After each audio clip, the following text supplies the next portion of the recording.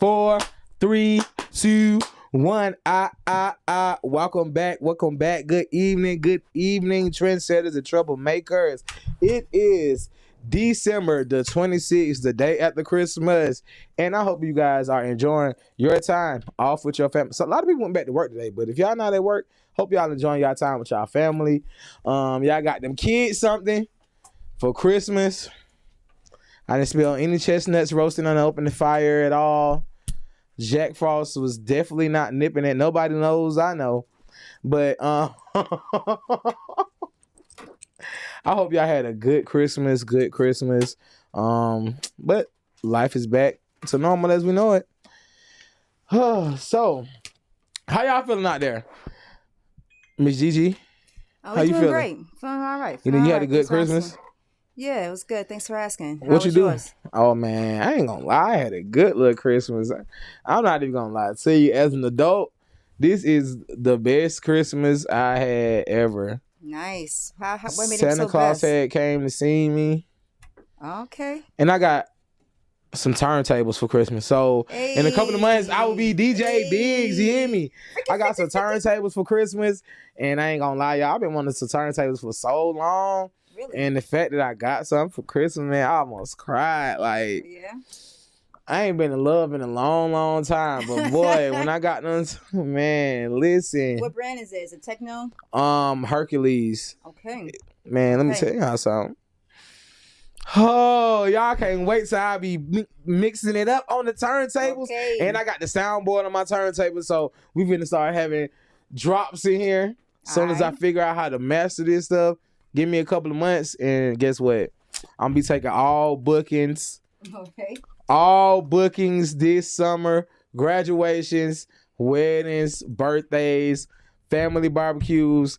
I am outside this summer. DJ Big with 2 G's. Okay. What else I get for Christmas? Oh, that's it, really. Oh, yeah, that's what I got. I got a Biggie Smalls vinyl.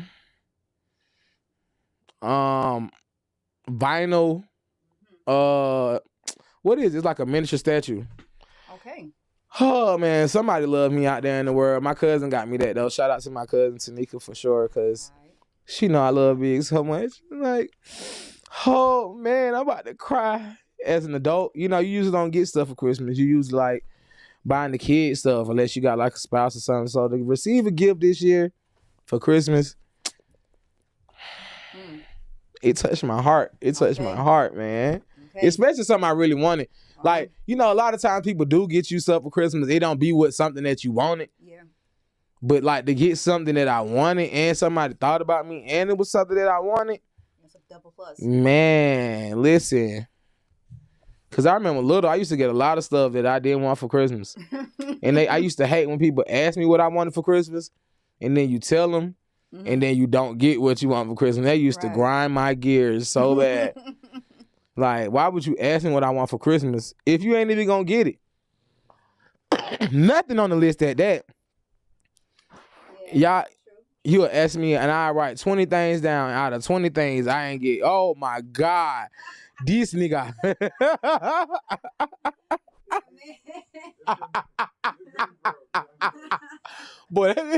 But this man got this. Rah! I guess it was a memory of man, he got, as soon as I said you ain't get nothing for Christmas, he was like, oh, these headphones. Them headphones look like a pair of earmuffs that he got for Christmas that he really didn't want. He was like, oh, man. Man, oh, a G.I. Joe. G.I. Jamaica. He got a G.I. Jamaican. He got a real yard soldier. He thought he was getting Black Cobra. He got a Mad Cobra. Flexing. He put a string in the face and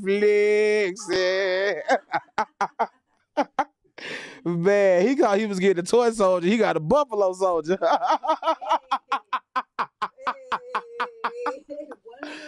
Man, Buffalo Soldier. Man, listen, so this is our Back from Christmas episode. Hope y'all enjoyed yourself. And if you didn't know, you watched the Good Evening Show. And I am your host, Big with 2Gs. Make sure you follow me on all my platforms at AP_Big. Make sure you follow the show, the Good Evening Show. We definitely have our information. So now you guys can be interactive with us on Instagram. Yay! So guess what? Make sure you follow us on the Good Evening Show on Instagram, and we will be getting in contact with y'all. So we're gonna tap into this question of the hour. Well, we got some chit chatter on Facebook. What's up, Facebook? Yeah, man. First off, they were like, "Oh, you got some Technics 200s." When you mentioned your oh yeah, man. Listen, I got a Hercules turntable. Hey. But yeah, I'm definitely gonna be scratching it up. And they were commenting when we were talking about D not getting his G.I. Joe. Oh yeah. Instead, so they were like, maybe his folks couldn't afford it. Man, I don't know. He Asian and Jamaican. Maybe his Jamaican people couldn't afford it, but them Asians, they could have made him one. Because everything made over there. So maybe his Jamaican side didn't get him what they wanted or something, but he should have talked to his Asian grandma. They also said it's not about giving, but 2 exclamation points. It's not about giving. Yeah, and then they were like, what does holiday represent to you? I don't know, man. When I was a kid, I used to mean a lot of stuff to me, but now I just like having my peace. Like at whatever state, I feel like it is about spending time with your family, but I feel like it's a time like to reminisce on the whole year and being thankful and grateful and I don't know, like this year definitely been a crazy year for everybody that lived in this year. Ever since Cat Williams got on that podcast and said what he said on Shannon Sharp, it's been going crazy. Like everybody been experiencing so much. So if you made it to Christmas, if you even if you make it to the end of this year, I feel like it's just a time to sit back and reflect on everything that you made it through. Because whether you had turmoil or everything was good, you did make it further than a lot of people that made it. So if you didn't get a gift, if you weren't able to give a gift, just be grateful for like being able to just take it all in. And then next year, you got a whole new time to start over and, you know what I'm saying, be a better you than you was 2024, because this year was a seed planting year for me. So next year I'm expecting a lot of it ain't even harvest I'm expecting. I'm just expecting the growth. Yes, spurts. You know what I'm saying? I want to see a little, a little bud here, a little bud there. Nah, you know what I'm saying? So that's what the holiday mean to me personally. Okay. And about them saying it's not about giving, I think they probably like it's not about receiving, because right, go ahead. Giving is like whether you're giving your time, money, you know what I'm saying, a hug. It's really about what you could do for the next man. Not really what you could do for yourself. Because if you always got your hand open, it's always wrong to receive something because your hand is open, whether you like giving. You know what I'm saying? Like if I'm giving you a hug, guess what I'm getting back in return? Mic drop. You feel me? So I think they meant it is about giving and not receiving, because when you give, you also receiving something back, whether it's a thank you, a smile, someone's gratitude. Like it's like give and take. But true. I'm sure they probably meant that. Yeah, I know they probably meant that in a monetary way, but I definitely want to give shout out to Jay Link giving us shout out. Oh, Jay, what's up, man? Yeah, so big up yourself. For sure, man. Facebook family also said that our Asian persuasion is a millionaire down our yard. I believe you. On Facebook too, so I believe he's a millionaire, man. I believe that. Listen, they don't set the wheel though, right? But the question of the hour is: is it cold as hell, HELL, or cold as hell, HEIL? Cold as hell. When the statement cold as hell, it's cold as hell. First of all, how can it be cold as hell? First of all, like, because hell is a hot place from what I read. But that thing they using hell as an adjective. as a place where we don't want to be. And we don't want to be cold. But the original term is cold from HAIL, like hell balls. No Diddy. It's hell and balls in here. But it's cold as HAIL. But we use I feel like when people say it's cold as hell, we use hell as an adjective. Because it ain't hot, but it's like hell is in a place we don't want to be. Is that a noun? I mean, not an adjective. I apologize, you guys. We're using hell as a noun. Like, it's cold as hell. I don't want to be in hell, and I don't want to be cold. Like, you know what I'm saying? It's cold as hell. Dang, I just said cold as hell a lot of times, man. I wonder if Luce watching. But it's all within context. Yeah, it's all within context. You know, us as a culture, as black people, we take a lot of words and we make them mean other things, like fire. Like, what you was about to say? Oh, there was a suggestion on here. I didn't mean for you to stop. It says that, yo, Biz, look at the patch with the glasses on the wall. That's my dad. Y'all didn't know that?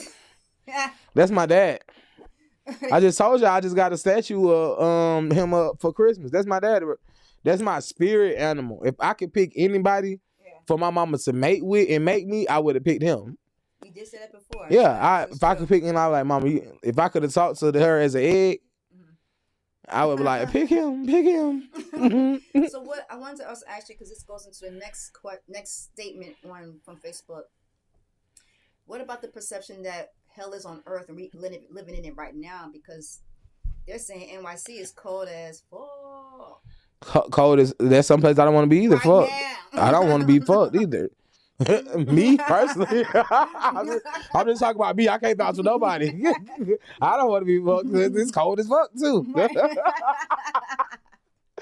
But yeah, it's like we're putting it. It's like giving the place like we just turned fuck into a place. Like, dang, that's crazy, freak. Because we did say that a lot of times. Freak, cold as freak.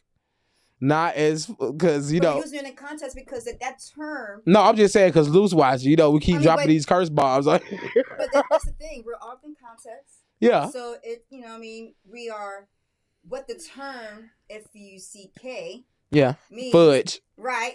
Is not necessarily related to. What we're using it exactly as. for. So, it's within context. You good, baby? Yeah. You good, baby? So, I feel like like I was saying, I feel like as a people, we take words and give them new meanings. So in this term, in this context, that hell is used and not the term as a place of torture, but a place that we just don't want to be.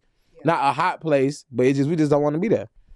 But it is cold as hell is the correct phrase. HAIL refers to a frozen precipitation is therefore associated with the coldness, while hell is simply linked to heat and fire, making cold as hell a contradictory expression unless we are using it in the term in which we are using it to mean something else. Like we tend to use fire as like, oh, that's fire, like good, like, or ooh, that's bad. Or we might say, ooh, that's cold, like meaning it's something good. Like, so us as a people, we have become so endowed in the American language that now we can interpret things of our own, and now we want to make words mean other things. And guess what? I feel like as a people, we should be able to do that, as long as in the context of which we're using it makes sense.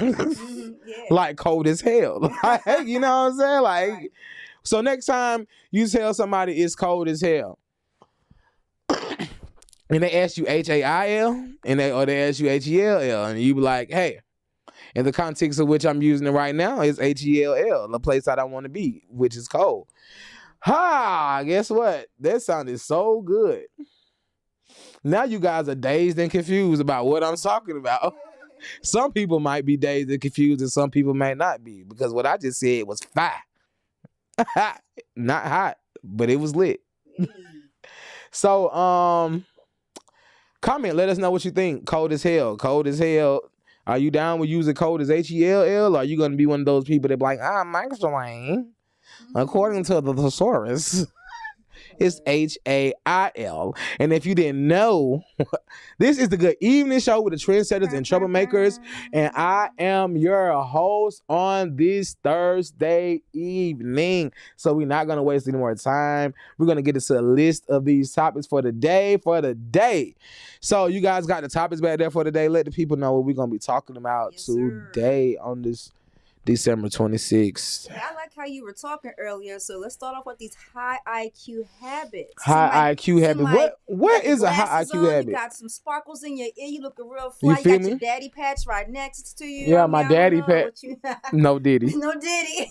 Got my daddy patch right next to me. Got the daddy patch. High IQ. What high IQ habits? What's a high IQ habit? Studying. Ooh, is it correcting people? Yeah, because you know the people that high IQs be thinking they know everything. Like you said, it's not actually hell. Yeah. Nah, some people could be. What is IQ based off of anyway? What does IQ stand for? Ooh, it's good. Asian man. Right, I definitely was looking at him hoping he was gonna say something.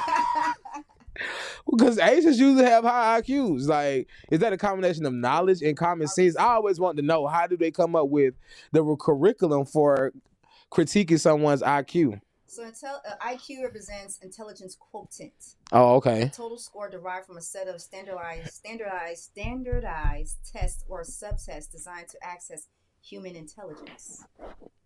So are we stereotyping? Define human intelligence. There's a lot of words that need to be defined. Because is human intelligence what we interpret when we go to school, or is that the instincts that we gain as humans, like animals have instincts? Mm-hmm. Like, is human intelligence like pure instinctual, or is that a combination of book knowledge and instinctual knowledge? I don't even know why I'm talking like this, but like that's what I'm saying. I'm like, man, that's how. Is that a combination of things, or is it like straight books? I never took an IQ test before, so I don't know. So like, I feel like it should be like a combination of both. But have any one of y'all took an IQ test before? Nah, you need. I thought you was about to say you have. Yeah, I know I was about to say. Nah, you need. First of all, you need insurance to get an IQ test. You need insurance. What kind of insurance? Because the IQ test got to be administered by like a what do you call it? A shrink. Oh, okay. You can't just go. I mean, you got them online and stuff like that, but. And then IQ tests started out as insanity tests back in the days when it first started out. That's why I say it's a thin line. That makes between sense. Insanity and what? And genius. Oh, okay. Right. So intelligence is just how you figure out things and things like that. Oh, so it's really like you can't teach it. Okay, so it's more like an instinctual type of test. Yeah, I mean you can practice, you can build it on yourself. You can build it yourself.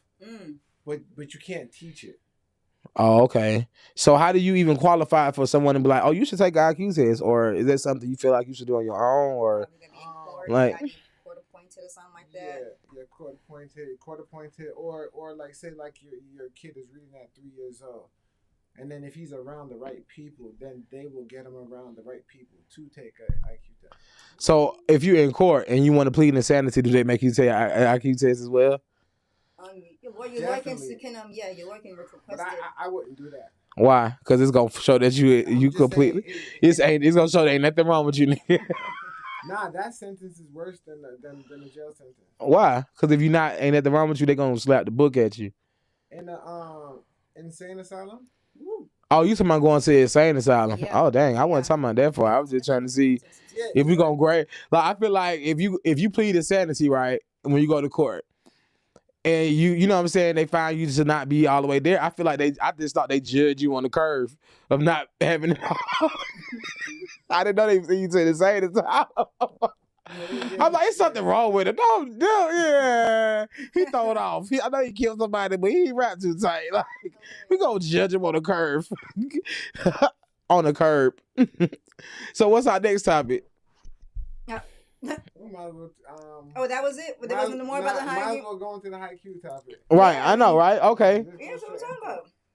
I thought we was going to think about the topics, but definitely. Okay, so high Q habits. People with a high level of intelligence often have habits, thought patterns, and ways of interacting, which reflects their advanced cognitive abilities and deeper understanding of the world and they might not always be aware of. 8 things you might not realize you're doing if you have a high level of intelligence, constantly questioning things. Their minds are always in overdrive, probing and analyzing. Once that question mark pops into their brains, it's hard to shake it off until they found an answer.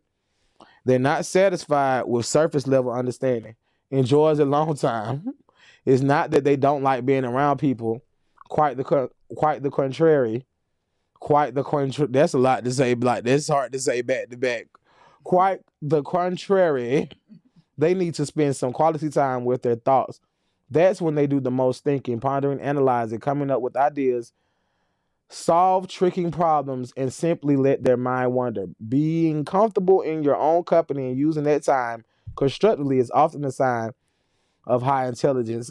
Is a night owl. Dang, that's 3 off the list that they find themselves feeling most creative and productive when the moon replaces the sun. Wide awake, engrossed in books, working on projects, or simply lost in their thoughts. Excuse me.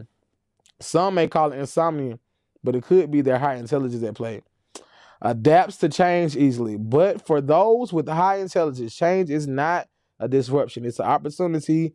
They are not deterred by the unfamiliar, but rather thrive in it, capable of recalibrating their thought process and adapting their behavior to fit new circumstances with relative ease.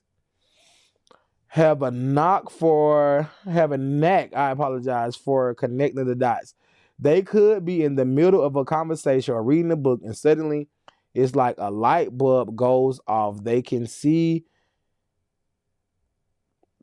how ideas link together, how even event leads to another, and how different pieces of information fit together like a jigsaw puzzle. The ability to see patterns, connections, and relationship between seemingly unrelated things is a hallmark of creative thinking, problem solving, key indicator of intelligence. Sometimes forget simple things. Ever walked into a room and forgot why you went in there in the first place? Intelligent people are often so absorbed in their thoughts and ideas that they pay less attention to trivial details. It's called selective interest. Their minds are occupied with more important things, which can sometimes result in forgetfulness over mundane matters. Enjoys learning. Well, I was almost there. I got dang boy. Listen, for some, learning is a lifelong passion. They're not just satisfied with knowing the basics because they dig deeper, ask questions, and strive to understand the why behind the what. This love for learning is a common trait among highly individuals. Okay, I thought they was talking about books because that ain't me. Open-minded. Being open-minded is about being receptive to new ideas, perspective, and experiences. Highly intelligent individuals often have this trait as they are able to entertain different viewpoints, even those that contradict their own without feeling threatened. They understand that there's always something to learn, even from opinions they don't necessarily agree with. This ability to keep an open mind is not just a sign of emotional intelligence, but a hallmark of intellectual intelligence. Open-mindedness. I'm just gonna start from the bottom and go back up since we already at 8. Open-mindedness. Man, something that I definitely have become a lot into becoming since I've done this podcast. Since I've not this particular podcast, just podcast appear, I've come in interaction with so many people. Oh, yeah, my bad.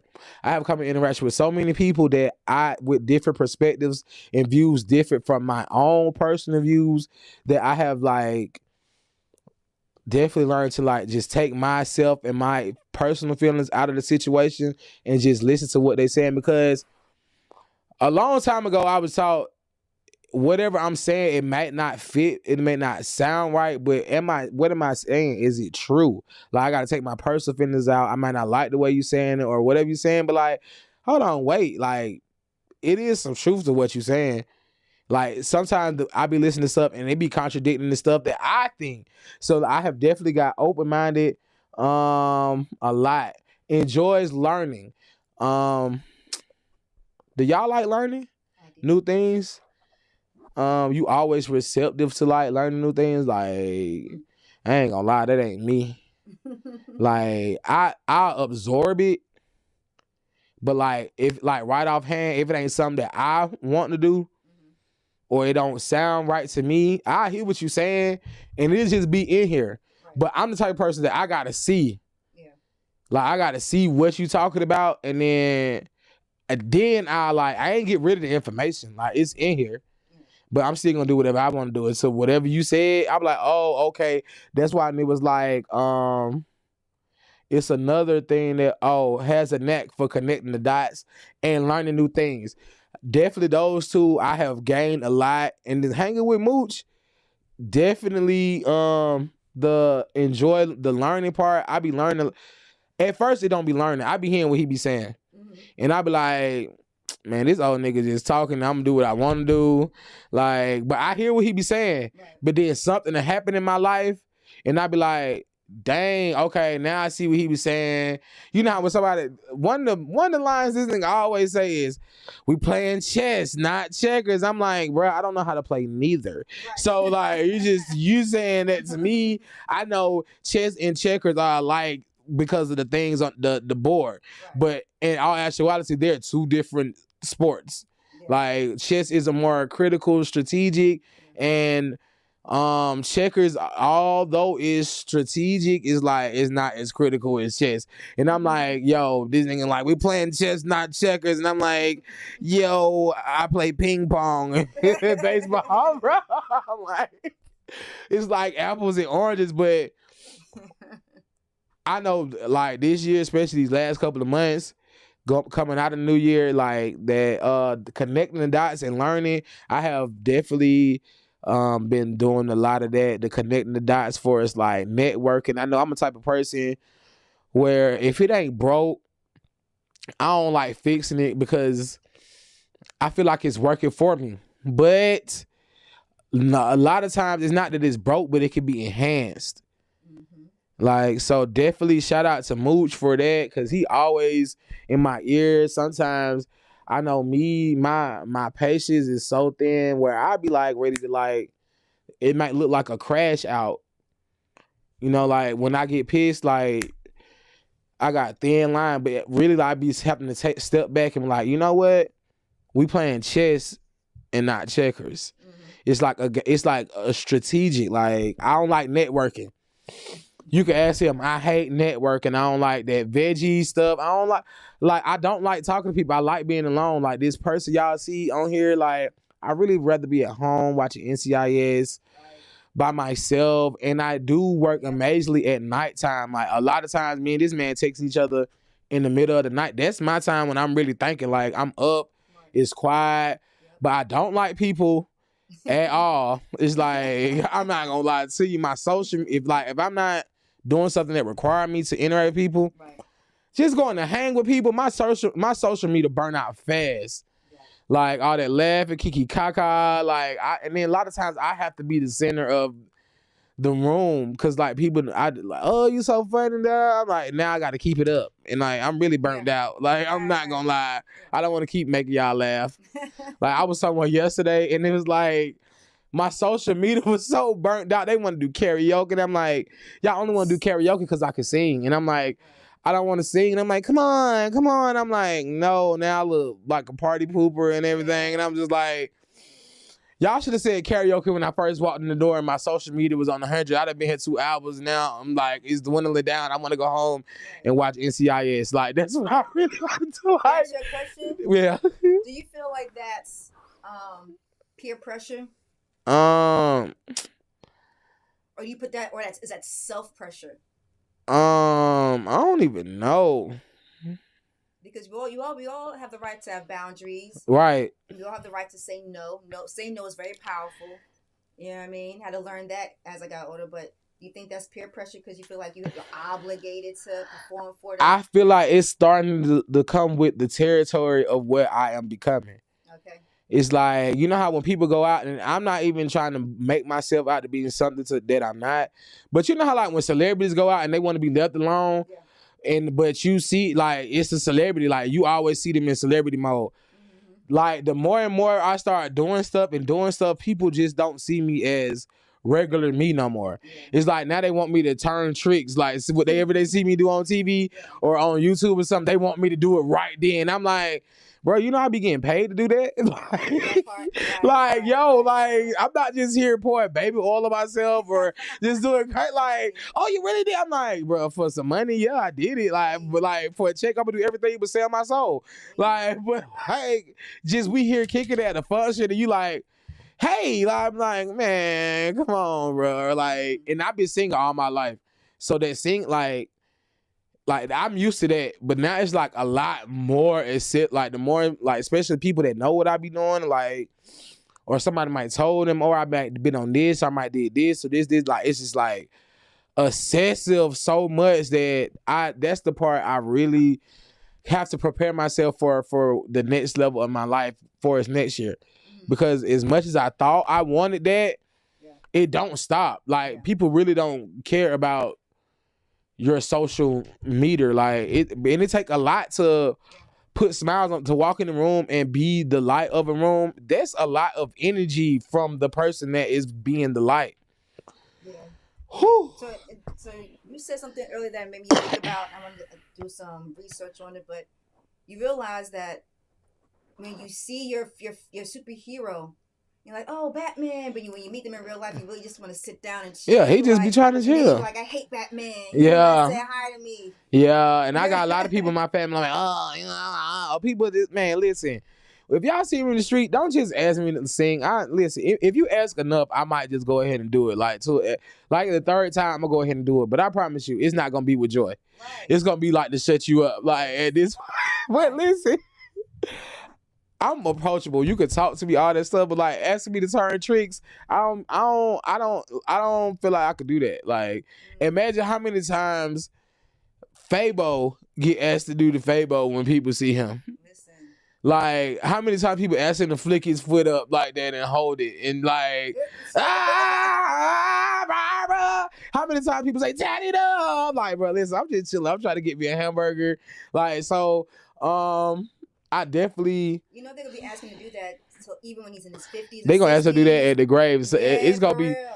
When in 100 years when Fabo died, people gonna get up at his funeral and do that. Right. Even when they say 2 minutes of reflect, 2 minutes the family and somebody, everybody's gonna do that. Like everybody's gonna do that. Chat it up, somebody gonna get up there and do that. They gonna bring him down the aisle to the song. It's like, which is. I don't want to say that it's a bad thing because it's definitely to be remembered. Something like people admiring you or being fond of you. I do not take that for granted. Like, because it's so many other people that you could be fond of and amazing. But listen, it is a lot to take on. I definitely talked about being a night owl. I definitely am a night owl. Like, I be up to the sun come up. I be seeing the sun come up sometimes. And I might fall asleep when the sun come up and wake up, and it might just be 9 o'clock. And the sun come up at like 6:30, 7 o'clock, and I'm back up like 9. Wow. And I be up for the rest of it. Like, it's just, I don't know. Take naps? Nah. Naps are for babies. Ooh, whoa. Hey now. Nap is... No, I don't have like a scheduled nap. But if I go to sleep, I'm going to fall asleep because I know I don't sleep like that. Right. But like, I ain't feel like, I'm about to take a nap right now. Like, even if I feel myself getting sleepy, you gonna have to go to sleep because I'm not finna just be like, okay, we about to go to sleep. I'm gonna burn it out until it's burnt. I'm just power naps with quick little 20. You know what I'm saying? I ain't gonna lie. Most of the time I take a power nap. It'll be right before this show. Like I'm like, oh, it's 4:30. Okay. I'm about to set my alarm clock because it's 5 o'clock. I'm finna sleep. Right. And sometimes I beat the alarm getting up, and then I be mad. I be mad, and then I be like, I can't go back to sleep because the alarm about to go off in 20 minutes, so I might well just stay up. Awesome. Of course, like I said, enjoy the long time. Always questioning things. At one point, my mama told me that I should be a lawyer because I always was who, what, when, where, how. Anything she said, I can't just go for it. I gotta see it. Like, and I was never the because I said so child. I'm like, because I said so. I never was the do as I say, do not as I do. Like, nah, mama, I see you doing the complete opposite of what you're telling me. I'm the mama, you the child. So you can imagine what my lip looked like growing up because I was getting hit in it. Like, I never could just take something for his word. Like, I'm always questioning. Like, the only thing I ever took for his word was God. Cause I'm like, yo, at the end of the day, he the only one that can cut the lights on and off in my life. You feel me? So other than that, like, listen, he got the master light switch. When he hit the lights, they ain't coming back on. So I ain't questioning him. But anybody else that put their pants on the same way I do, I don't know. I got a question. Even down to my parents, my mama and grandma, like, hey, listen, unless you could jump in the sky and put your left and right leg in your pants without touching the ground, then I'm not questioning you. But listen, other than that, I got to question everything you say. I don't care if you've been here longer than me and all that. My grandma used to say, how you think I lived this long not knowing nothing? I understand that, but I still got to ask, like, you might be 100% right. 100% right. But I'm still going to ask, and then I'm going to tell you was right. I ain't going to not tell you was right. I'm like, oh, you was right about whatever you said. So, would I categorize myself as a high IQ habits? I don't know. But I want to take an IQ test now because I might not be the criticalest of most critical thinkers, but I ain't gonna lie, it ain't too much stuff you gonna get past me. Like, I be telling people all the time, I'm the pick of the litter out my mama kids. So it ain't too much. 3. It's very small litter, but I'm the pick of them. Like, it ain't too much you gonna get past me. It ain't too much you gonna tell me, and I'm not like, listen, 1 + 1 make 2, and that's not even all the time. In certain situations, they make it's 3. So it's like, hey, now that I even know that 1 + 1 make 3 sometimes, I'm questioning everything. Like, so right. And you know where I learned that from? I learned that from a billboard. It was a pregnancy billboard. And it used to be on Camp Creek when I was little, and it said 1 + 1 make 3. Okay, but I never I knew what it meant right off with, but I never knew that I would just be something that I used in my everyday life. So, but y'all got me messed up. Like, it's not really too much that somebody's gonna tell me, and I'm not gonna question it. Like, and I don't even know why I'm always referring this man, but Mooch will tell you. He be like, have I ever told you anything wrong? I be like, nah, you ain't, but my nigga, I'm still gonna question it. Just listen to me. Just shut up, yo. Just listen to me. Listen to the old man sometimes. Listen, I know what I be talking about. If I ever told you wrong, like, you haven't, but I'ma listen, nigga, but I'm still gonna question you. Listen. So listen, y'all tell us, do y'all feel like y'all got high IQ habits? Don't get on that line now, because we gonna know. I mean, I don't think everybody's probably give themselves credit. Like, the fact that you challenge, that leans more on a high IQ than just accepting what's given to you. So that's, I mean, you can feel good about yourself. Let people would just accept. Nah, I can't, because I don't know why I never just, man, listen, when I was young, my granddaddy told me a fat person gonna be the president of the United States. And when I was a kid, I never believed that. But y'all see Donald Trump is on his 2nd term. So, hey, I don't know. I just got to question everything. Like, fat people gonna rule the world. I believe that to this day. Y'all see Putin, Trump. Got a lot of fat leaders of Marcus Garvey. Man, listen. Hey, I'm just joking. I don't want nobody conscious and woke coming on like, oh, is that Putin? What? Listen, I'm just joking, y'all. So, listen, our next topic got y'all dazed and confused right now, don't y'all? Yeah, that's you really did. Y'all like, what is he talking about? Putin, Trump? I'm not, listen, we don't support none of them. It just was a joke. I was just saying how they both got a little weight on them. You know what I'm saying? I don't support nobody but myself. I don't have no political views. I don't want nobody dazed and confused about what's going on. Have y'all been dazed and confused? Yeah. I know one time I was dazed. Like, I woke up, was like, you ever been asleep but didn't know you was asleep? And you just wake up and then know you was waking up like, man, last thing I remember was watching TV. Yo, I will tell y'all this. I want to share this with y'all. At the local bookstore down the street, this cat took a bite of blue cheese. A man coughed. Next one, you fell on me on the ground. We all was like, yo. We looked at him. It was blue cheese? Blue cheese. When I tell you his eyes was open, then he shot up and looked around like, what just happened? He was on a stool, my guy, and fell off the stool. He was sitting down? Yes. And fell? And fell, hit his head, eyes open, and shot up like, yo, everything, what happened? What happened? Yo, I don't want none of that blue cheese. Yeah, and I like blue cheese. Why hot with you? That's some blue cheese right there. Some wood. So I would say that was Dazed and Confused for sure. Man, on my 21st birthday, I took 21 shots of Avion tequila. Wow. My birthday was the day before Easter. Avion tastes pretty good. Not 21 shots. Definitely not 21 shots. Definitely not 21 shots for sure. Listen, I took 21 shots of Avion tequila. I don't even remember anything after that. But I know I woke up with the marching band in my head, and it was like, and I hopped up just like you said. That man hopped up like the Undertaker on WWE, like ding, like boom, hopped up. I didn't even know where I was at. I'm not even gonna lie to you. Like, I didn't know where. I knew where I was at, but I didn't. When I hopped up, I didn't know where I was at. Everything was in the daze. I was like, oh my God. Let me tell you what got me out of my days of confusion. I got up. This is the first time I ever threw up from alcohol. I had to throw up so bad. I was so drunk. Boom. Mind you, it's Easter Sunday. Mm-hmm. So I'm like, somebody in the bathroom, both of the bathrooms, I got to throw up. Boom, boom. So I run outside and I throw up over in the balcony. But while I'm throwing up, there's a lady downstairs going to church.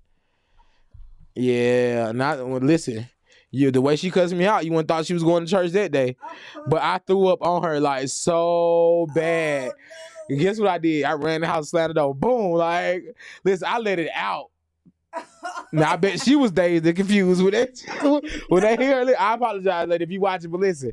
I was dazed and confused. She was confused and dazed. I was like, oh, man, listen. And she had an attitude. And guess what? I don't even think she went to church, because then I could hear her outside cleaning the throw up. I could hear her pouring the water outside, like, to get it out the hallway. And I could hear her cussing us out like, oh, y'all out there. I'm like, oh, man, I ain't go back out there, because that wasn't even my house. I was at somebody else's house, and I had passed out. So I didn't even want them to get yelled at. So I ain't even tell them what was going on. So everybody dazed and confused. They like, why she yelling? I don't know where I'm at. She don't know what's going on from upstairs. Everybody just dazed and confused. They're like, why she yelling? I'm like, I don't know, but listen, y'all make some grits, because I'm dazed and confused. Listen, but that's funny. I was see. This says our story says Republican Congresswoman Kay Granger has released her first public statement after she was found to be living in a senior care facility while still racking in, God dang, that's he going crazy, $174,000 salary. Kay Granger, 81, has been living in the $4,000 a month nursing home for the past 6 months after found wandering lost, oh my God, and confused through her neighborhood. Kay Granger, a sitting member of the Texas House of Representatives, is found living in an assisted living facility for, oh my God, the mission patients, after she has reportedly been missing from her Washington, D.C. office for the past 6 months. Granger, 81, has been in Congress for 31, it's time to go, had 31 years, but has missed every vote in the House since July. Wow. Should the government have an age limit or elderly mental health test? Should have an IQ test for something, man, because let's see, oh, man, Jay, you watching? Happy holidays, bro. Love y'all too, bro. Happy holidays to you, Jay, watching. Happy holidays, bro. We love you. Should there be an age limit? I'm 81 years old. Yes. She been there for 30 years. And ain't nobody voted her out. Ain't nobody rotated it out. 30 years. So she was 51 when she got in office. Might been in a good right mind. You know, so and she ain't voted. She missed every vote in the House since July. Since July, who have we voted for? Oh, we had some new Congress people. We had the presidential election. She had a prior proxy. The proxy party stepped in and did electric signing on her behalf. That's forgery. No, a proxy is legal. It's a legal stand-in. Nah, for our government. Yeah. Nah, we need your own. If we got you on roster, we need your thoughts rostering. What you talking about? We don't want somebody else's opinion. Then she got dementia, so whoever voting on her behalf ain't even her views. It's somebody else's views. Doesn't that sound like an episode on NCIS? Man, listen, of dementias. No, some like the senator being missing and placed in a home. This do sound like else. All right, then. So don't let me get my story take. So you telling me that the person that we thought was, let me stop, because I definitely about to turn into. So this whole time now we have to figure out, the Bureau has to figure out who is this person that has been acting as Congresswoman Granger for these past, 6 months? And how she signed in? Because you got to have a badge to get into the whatever building. The mental health, did she sign herself in? Who signed her in? The government signed her in. Right. No, the people that found her walked dazed and confused. Oh. They found her dazed and confused. She was walking around her neighborhood. So how they knew to put her in there? They gave her an IQ test? An old person walking around lost and don't know what's going on. They gave her an IQ test. They were like, she need to be here. She doesn't have the IQ of someone that needs to be in Congress. I know that for sure. If she just walking around her neighborhood. And 30 years, that's a long time. In 30 years, Bill Clinton was the president when I was born. Mm-hmm. So she didn't, it's time for her to go. Yeah, there should be a cap. We don't even know which one she working. We done had Clinton, Obama, Bush. We don't know whose side she for. who you for, y'all? You been here 30 years. Which one you working? She said herself. Man, obviously. She like, man, listen, and I ain't gonna lie. Maybe she playing crazy because I'm about to do the math. Hey. She paid $4,000 a month. Is this a monthly salary of $174,000? Yes, for yearly. Oh, yearly salary. Oh, I'm about to say, because if she got a monthly salary of $174, she playing crazy. She's slow. Come on now. What if she playing crazy, though? Ooh. How long has she been living here? Just the whole 6 months. Man, Auntie playing crazy. Hey. She not. She be taking a vacation? Man, come on. And that's still an episode of NCIS. Because look, you know, everything included in that senior high rise, lights, water, gas, everything in that $4,000. So she just got $170,000 just sitting. Unless she live in one of the places where she got to buy her own groceries, but still, that's just groceries. Man, Auntie caked up. Y'all, hey, let me go. Let me finish reading the rest of this. Living in the assisted facility for dementia. And she don't need that much. She can't even remember. Don't do that.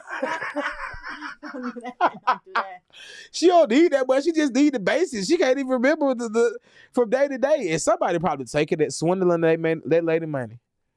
Because she don't know. I don't know, because they remember what they want to remember. Maybe she about that money.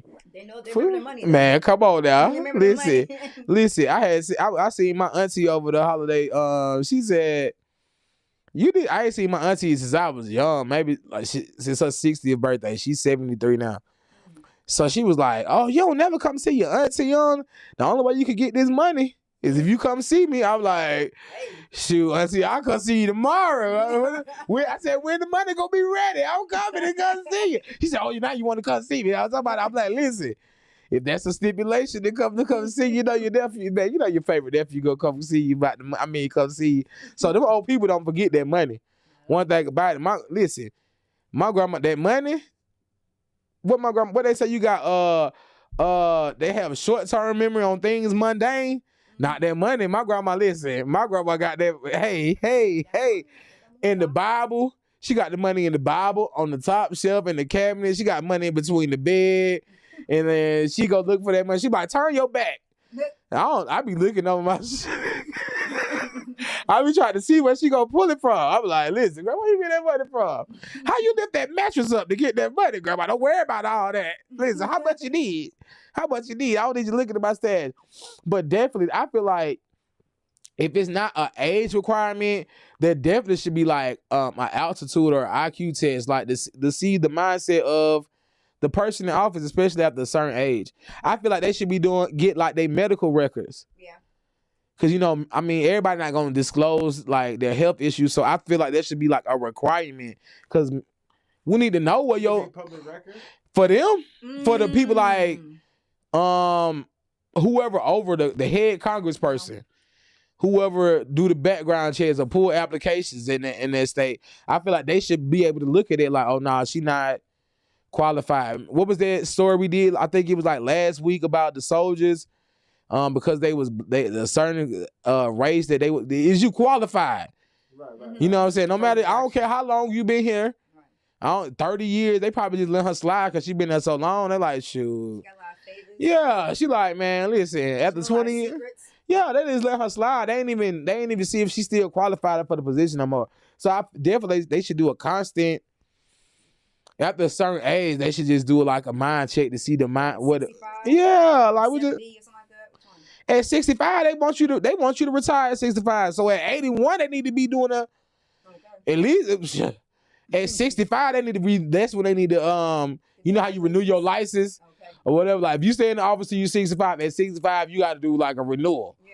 Like you got to be able to see if you still able to do the job, because like we don't need no shoot. It's probably the reason why a lot of this stuff going on, because they got a lot of people her age in her sleep. Joe Biden sleep. She in there dazed and confused. They just hired the lady for Donald Trump. Just hired a lady for WWE to work as that. We pretty bad. Say what? Yeah, he hired a lady. I forgot what her name was, but she was like over WWE for a long time. Old European lady. Oh, wait, okay, then I don't know if she on croak. Like, God, leave, bro. Like, they need to get some youth in America. They make America young again. Right. Hey. That's what they need to do. Man, listen, so y'all let us know what y'all think. Should there be a age limit? It should be on a lot of stuff, especially the president. They should certain age, they shouldn't let him go in. For sure. So imagine Jimmy Carter y'all seen Jimmy Carter? Not recently. Man, y'all ever seen the episode of SpongeBob? When they were selling the chocolate door to door, and then the old lady in the wheelchair came in, they gave her the chocolate and made her young again. That's what Jimmy Carter look like. He like a California raisin. He look like that's that dried fruit we was eating the other day. Oh my God. Apricots, prunes. A passion fruit. He like a dried up. He like a sun dried passion fruit. I'm like, man, he just hold it all. But listen, he 100 years old. A lot of rich people wish they made it to 100 years old. As much as I'm joking and playing, I hope I make it to 100 years old as well. Cause that's what the way they left her. They probably left her curbside in front of the old people place. Like, ooh, nice segue. They like, listen, we found this lady. We found this lady dazed and confused. We about to drop her off right here curbside, pick her up. Hey, quick question though. What? For Moochie, did you have a dazed and confused experience? Like, you don't want to share. So I just want to Nah. I never. Cause you be having some crazy stories. You ain't never been dazed and confused. Or saw somebody else dazed and confused. Come on. You ain't never been in 60 years. You been on this earth. You ain't never been dazed and confused. Man, you ain't never been dazed and confused. We gonna drop you. We gonna drop you off at the. Obviously, you forgot. Cause we about to drop you off at the. I had an aunt in Florida, right? I don't even know. She's like my mom's aunt.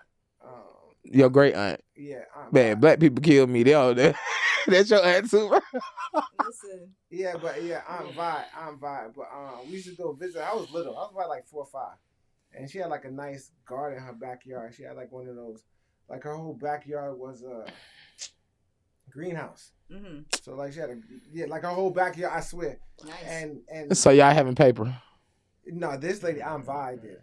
Okay. You know that's Will Smith mama on Fresh Prince of Bel-Air? That's what I was about to say. So your auntie was Will Smith mama. Nah. Oh. Nah, but the rumor was, I don't know how true it is. They tell kids a lot of stuff when they're kids. True. But the rumor was that her husband had dementia and went for a walk, and they never found him. That was your. Well, who was your relative? The auntie or the uncle? The aunt. Oh, I didn't know him. That was just a story. No, I was just trying to, before I made my joke, I want to know which one was your relative. Like, they both your relative, but one by marriage and one is blood. So the auntie was your blood relative. So did she get a new uncle for you? I know she. Did you get a check? No, I don't know. She was. If they was married, he walked off and didn't come back. Like, I don't know. It was just. I don't even know if it's a tall tale that they just said. Ding ding ding, ding ding ding. Lost in the backyard? Listen, you guys. Nah. So we will. Our producer is going to definitely investigate this story, and we're going to have the rest of this story for you about Uncle. Oh my God, Uncle. Know his name. I don't know him. I know where's Uncle Waldo? Right. Uncle Waldo. Listen, not only did he disappear, so did his name. So he didn't have a name. Nah. Aunt Vi husband. That's definitely how they used to refer to Will Smith mama man. Aunt Vi man. Aunt Vi husband. Mama, get your little man. Get your little boyfriend. I was little. Okay, so Aunt Vi's husband, Uncle Waldo, went missing. He gonna get back to us. He gonna call his auntie. Next episode, we gonna know what happened to Uncle. What if he was lost in the garden? He's lost in the backyard. He tripped and fell. In the garden. Oh man, listen. How this your Jamaican side or your Asian side? I do not have an Asian side, yo. Man, yes you do, bro. He don't want to claim it. Man, listen, I'll be putting it on my application all the time. I'll be getting, what is your ethnicity? Asian. It depends on where I'm applying for. If I'm applying for like a tech job, I'm gonna say Asian. If I'm gonna apply for like a labor job, I'm gonna say Jamaican. Like, it just depends on what type of job I want to get. You know? They be like, Jamaican, oh, we gonna hire him, we gonna build us a fort. It's a tech job, they be like, oh, he know all the math for the software. Asian, they gonna be like, you're gonna see your name like D-Wow. D-Wow. Or we hire you real fast. Last name, wow. Then they gonna see you in Jamaica. D, brethren, come on, mix these cements. Or we gonna drop him off curbside. Like they did Uncle Waldo. He probably got dropped off curbside. Man, curbside. Do y'all online shop, like grocery shop? I do online shop. Like Publix, like you get the grocery there, just go pick it up, or like Walmart. Nah, I did AutoZone. They do like I was about to say, because they do a lot of curbside. Y'all heard that? Yeah, my spider senses be tingling too. They do a lot of curbside pickup and stuff. I'm about to tell y'all a curbside story for me. So I ordered something off curbside, right? Y'all forgive me, Lord. I feel like it was long enough that I could tell it. I done said it. I did it a long time ago. But I ordered something off curbside, right? And it came and I got it or whatever. I pulled up, got it. And then when I left, is it wrong that I told them that I didn't get it? So I got my money back? And so they put it in the wrong car. I said, I didn't get it. They put it in the wrong car. I've been out here waiting. I haven't got my stuff yet. I left. And I pulled off. I ain't gonna lie. Is that bad? Yeah, I guess so. That's kind of messed up. Man, I ain't gonna lie, bro. I feel like we should pay for groceries. I do that a lot. No, I don't. I have done it a lot. Now I just be like, I don't know. I just be checking it up. But when I used to order like online, like DoorDash, Instacart and stuff, man, I get that just shipped to the house. And I be like, I ain't get it. And they got just send me my money back. Like, I ain't with that curbside, door side, all that was the worst thing they ever could have created for a person like me. Because I'm like, man, I'm going to order it. Because, bro, we got to eat to survive. Y'all charging me all this money for groceries. Then I got to dang near fill the person gas tank up. The grocery store right down the street. Right. Y'all charging me $15. That's like almost a full tank of gas to come 0.7 miles. Right. It ain't like, bro, like, no, I need my money back. I need all of it back. I'm sorry that you already spent the gas money. Instacart, you got to send me my curbside money back. Like, so you ever got curbside dropped off or something like a limo? I've been in a lot of situations where I got dropped off at the curbside service. What happened? Nah, I'm just thinking about all the good times I had getting dropped off like curbside. Okay. I always was like, dang, when I get famous, am I gonna be that person that like drop me off at the door? Or am I just gonna stay? I ain't gonna lie. I'm gonna get dropped off at the curb. Let me in. Drop me off there. Y'all go fart. You don't know who I am? But I still want to be treated regular as that. You feel me? It's confusing. I want to be treated regular, except for the times where I don't want to be treated regular, and then I'm on curbside. I want curbside assistance. So yeah, I want to be able to cut it off. I want to be able to clock in and clock out when I want to. Okay. I don't always want to be a celebrity. I don't even want to be a celebrity. I really want the wealth. I could do without the fame. I'm lying. I be lying. Mooch, I remember I said that to Mooch one time. He said, well, at least you being honest, because some people be lying.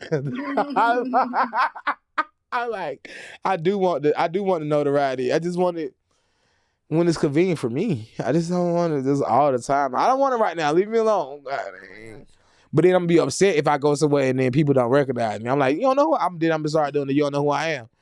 So you just gotta pick and choose. Like you got. That's why the Bible say you either gotta be hot or you gotta be cold. You can't be lukewarm. You gotta pick a side. So I don't know. I'm still in the process of picking a side right now. For celebrity and fameism, I'm lukewarm. Okay. But according to Curbside, 6 people, including a mother and a child, are recovering after being struck by a taxi cab in New York City. The crash happened just after 4 p.m. in the heart of bustling Herald Square in Midtown Manhattan on Christmas Day. According to the NYPD, a 58-year-old cab driver suffered a medical injury when he drove onto the sidewalk. He was drunk at West 34th Street and 6th Avenue. The driver was driving north on 6th Avenue when the cab jumped the curb. Amongst the injured, a mother and her 9-year-old was pinned under the taxi. Police say no criminal charges were filed. Why? Medical emergency was not disclosed. First of all, prayers out to them people, the family. Hold on, my name itchy, y'all. But prayers out to those people, the family, of course, the driver, definitely the mother and the child that was lodged up under the car. But come on now, how you hop the curb, bro? Right. He was drunk. It happened on Christmas Day. He driving the Do they have Uber and Lyft in Manhattan? Yeah. In New York? Of course. No, I'm just asking because they don't have Uber and Lyft in West Virginia. But yeah, that's the only. I want to take a trip to West Virginia, but that's the only reason why. They ain't even got no airport, so like that's the only reason why I ain't win.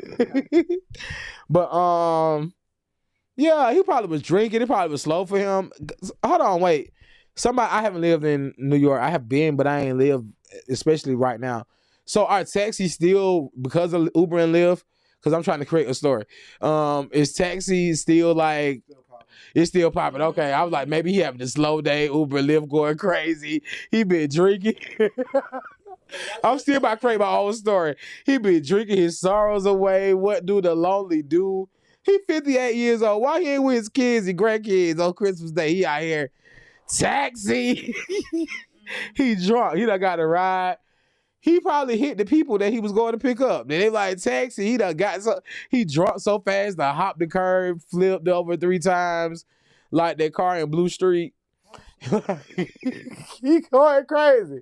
And managed to one thing I'm upset that they even included him being hurt, and they announced his injuries in the before they announced the parents, the mom and the child, like it was their fault why he got injured. So I don't know. I don't even know what to say. How could you possibly hop a curve?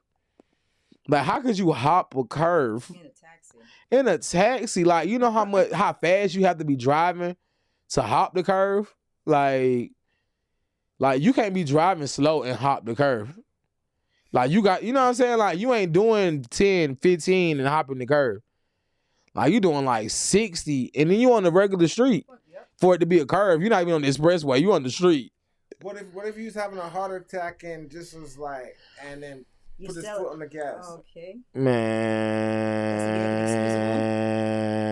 it is. Clear. It said he suffered a medical injury. That was so broad. Not he suffered medical injuries. He suffered one medical injury out of the whole ordeal. Right. Meaning he could have either had a heart attack, or Yeah, a stroke, or he's 58. He's of that age. he should have been home for Christmas. But he got to make money. Got to pay bills. Man, I feel you. Like he definitely should have been home for Christmas. If the bill, trust me, if he ain't made the money by Christmas, he could. It's Christmas Day. Whatever the money he needed it for, he missed it. Nah, he making money for the next 7 days. For the first. Yeah. Listen, you got to listen. I apologize to the mother and the son that were affected by this. The man that was driving this. If you didn't have a heart attack, I'm taking that out, because I deeply just want you to be drunk and just messed up. Maybe he did have a heart attack. That's why they're not pressing charges, because it was out of his control. You feel me? That's the only thing that's. So I apologize to you, sir, too, as well. But in my comedic humor, I want you to be drunk and hop the. You was drunk and hop the. And you was crying. Why you want to keep making us cry? No, I'm just telling you, there's a lot of medical things. Okay, golly, I want. Those, like Tourette syndrome. What's that? Oh, everybody wanted. Baby, he was dazed and confused, and his IQ was low. He just hopped the curve. Maybe his wife left him, and he was sad and he couldn't see because he was blinded by tears of pain and agony. He hopped the curb, tried to swerve a pothole, one of those nasty New York City potholes. He hopped the curb. I don't know, but listen, I apologize for y'all anguish, mom and son and the other. It said 6 people in total. Definitely, I apologize for that. But maybe what if this man was just he was in sorrow, and he was listening to Lenny Williams. And he was like, have you ever been in love like I've been in love? He said, I went by a house and I seen the car outside and I knocked on the door and I still didn't get no answer. And I went home and I watched the TV till I just couldn't watch the TV no more. And I cut the radio on. I listened to the radio. You know that song I'm talking about? Lenny Williams. You ever heard the breakdown of that song? He was crying. That nigga hopped the curve. Lenny Williams, he hopped the curve. He said, I drove by and I knocked on the door until I couldn't knock no more. And then I went home and I cut the stereo on. And I listened to the stereo because I just couldn't listen to it no more. And then I met you, darling. And you came in. And the swindle of my eye. Yes, you did. And I found love. Oh, and I cried. That's we got the curve. And I cried. And I cried. But boom, and he hopped the curve because he was thinking about it. Oh no, but listen, amongst crazy things happen on Christmas. Let's talk about this. Is not in here, but I had the craziest conversation about this. So I talked about it enough. And I didn't need the story. I thought you was gonna see it and put it in there. So the day before Christmas, a man in a Durango. It's been all over the news. A man in a Dodge Durango. I don't even know what I want to call this story. I should have gave it to you so you can come up with a clever topic for it. Bamboozled. That's what I'm just going to call it. So, a gentleman, the news already disclosed his name. His name is Todd. He pulls into the Ritz-Carlton in downtown Atlanta in a Durango full of Christmas presents for his son the night before Christmas. I don't even know. Let me tell the story before I start analyzing, because this is the stupidest story I ever heard in my life. He pulls into the Ritz-Carlton on Christmas Eve around 10 o'clock. That's what the news said. I'm just giving it back to you how they gave it to me. He pulls up to the valet. The valet, he hops out, gives $60 to the valet. The valet tell him, hey, for an extra $100, I can keep your car right here. It won't go nowhere. Boom. Extra $100 on top of the $60 he already paid for valet. So, of course, I mean, he the only one that knows what's in his car. So he like, that.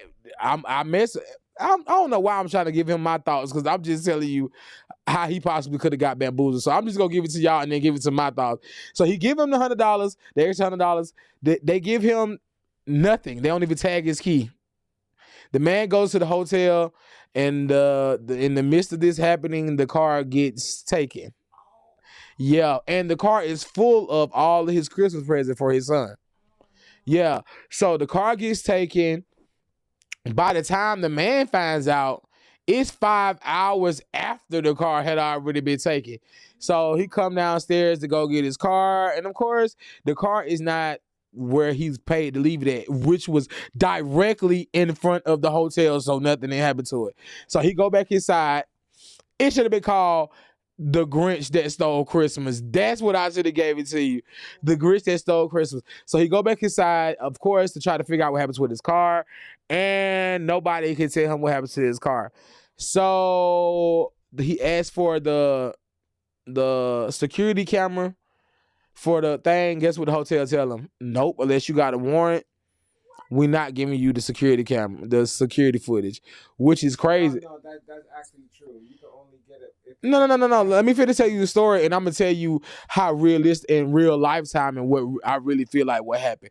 So then he goes on to say, hey, so if my car got broken into, somebody broke where the glass at? That y'all, you know what I'm saying, where the glass at? If it happened, if my car was parked right here and they stole my car right here, he's literally outside looking for the glass on the ground, like I don't see no glass, nothing. He asked them, what trash can did y'all put the glass in? They like, oh, we don't know what trash can. They can't tell them what trash can they swept the glass up, put it in, none of that stuff. So in his story, on the news, he was just saying he really heard that they didn't tell him in enough time where he could have tracked the car, shut the car down from whoever stole the car. Come on, exactly. Listen, I just want to finish the story because that's your face is how I felt when I was hearing this nigga talk. I'm sorry, I didn't say nigga about 12 times, but that was a nigga move. Ignorant. Nigga as in ignorant. If we get questioned about using the N-bomb, we talking about this ignorant individual. He said he mad they didn't tell him enough time where he could have tracked down his car or he could have stopped it in the midst of them still in the car. So, boom. Now, the African-American, the N-word in me was like, nah, this not what's going on.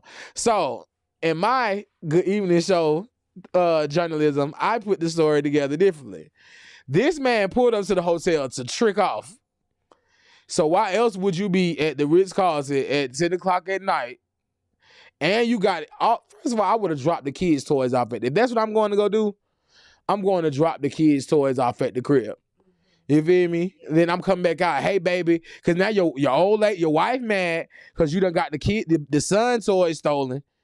Your son mad because Christmas messed up and all you could do. Now you on the news. It ain't like you keep it a secret because your whole car got stolen. You can't even go back home because the whip gone.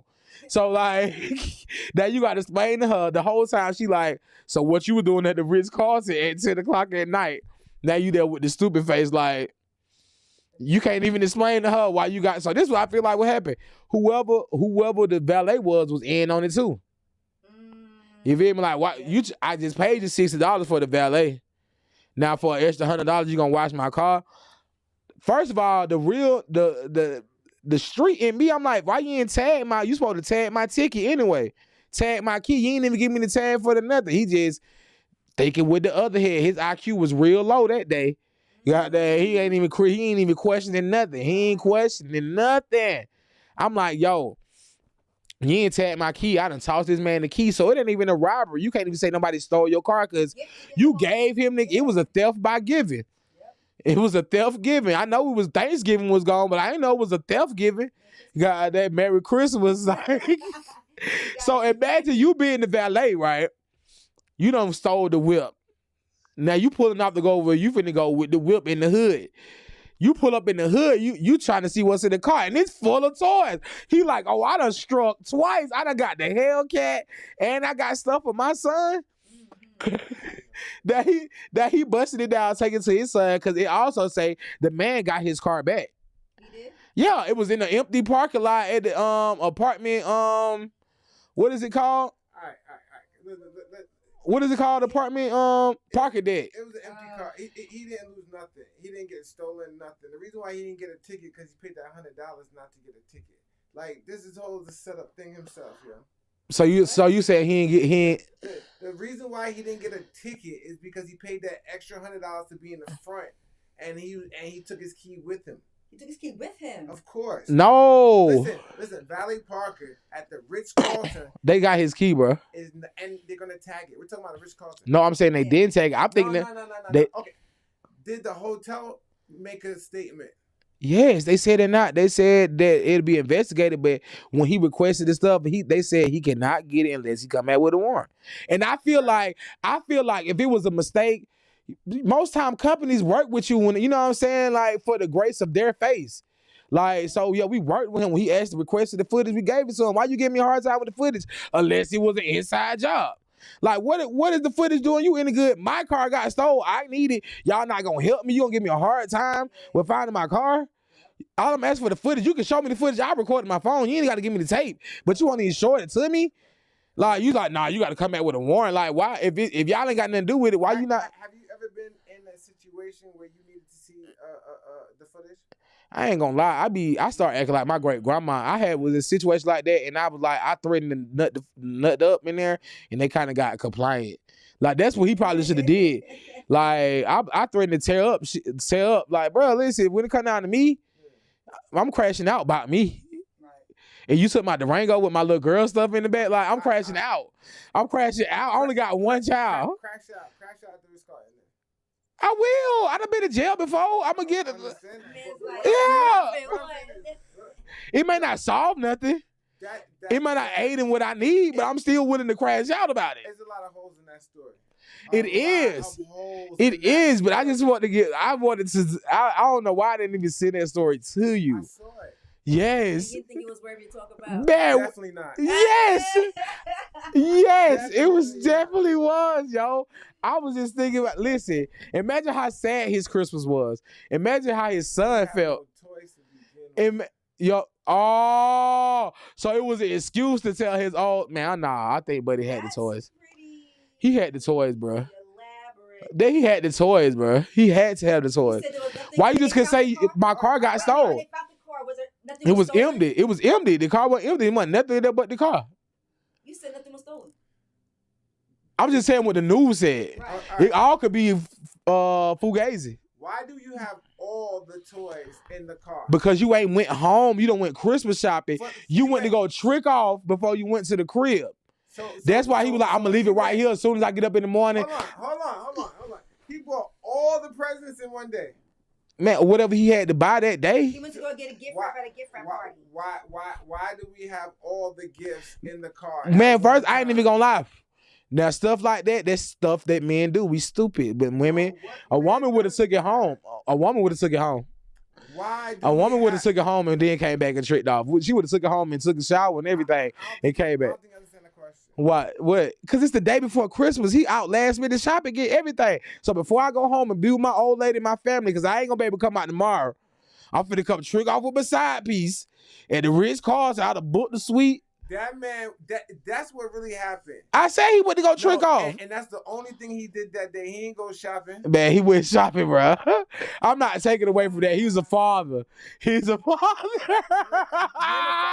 You tried to make him be a bad dad. He tried to be. If he was a good dad, he would have took the gifts home first.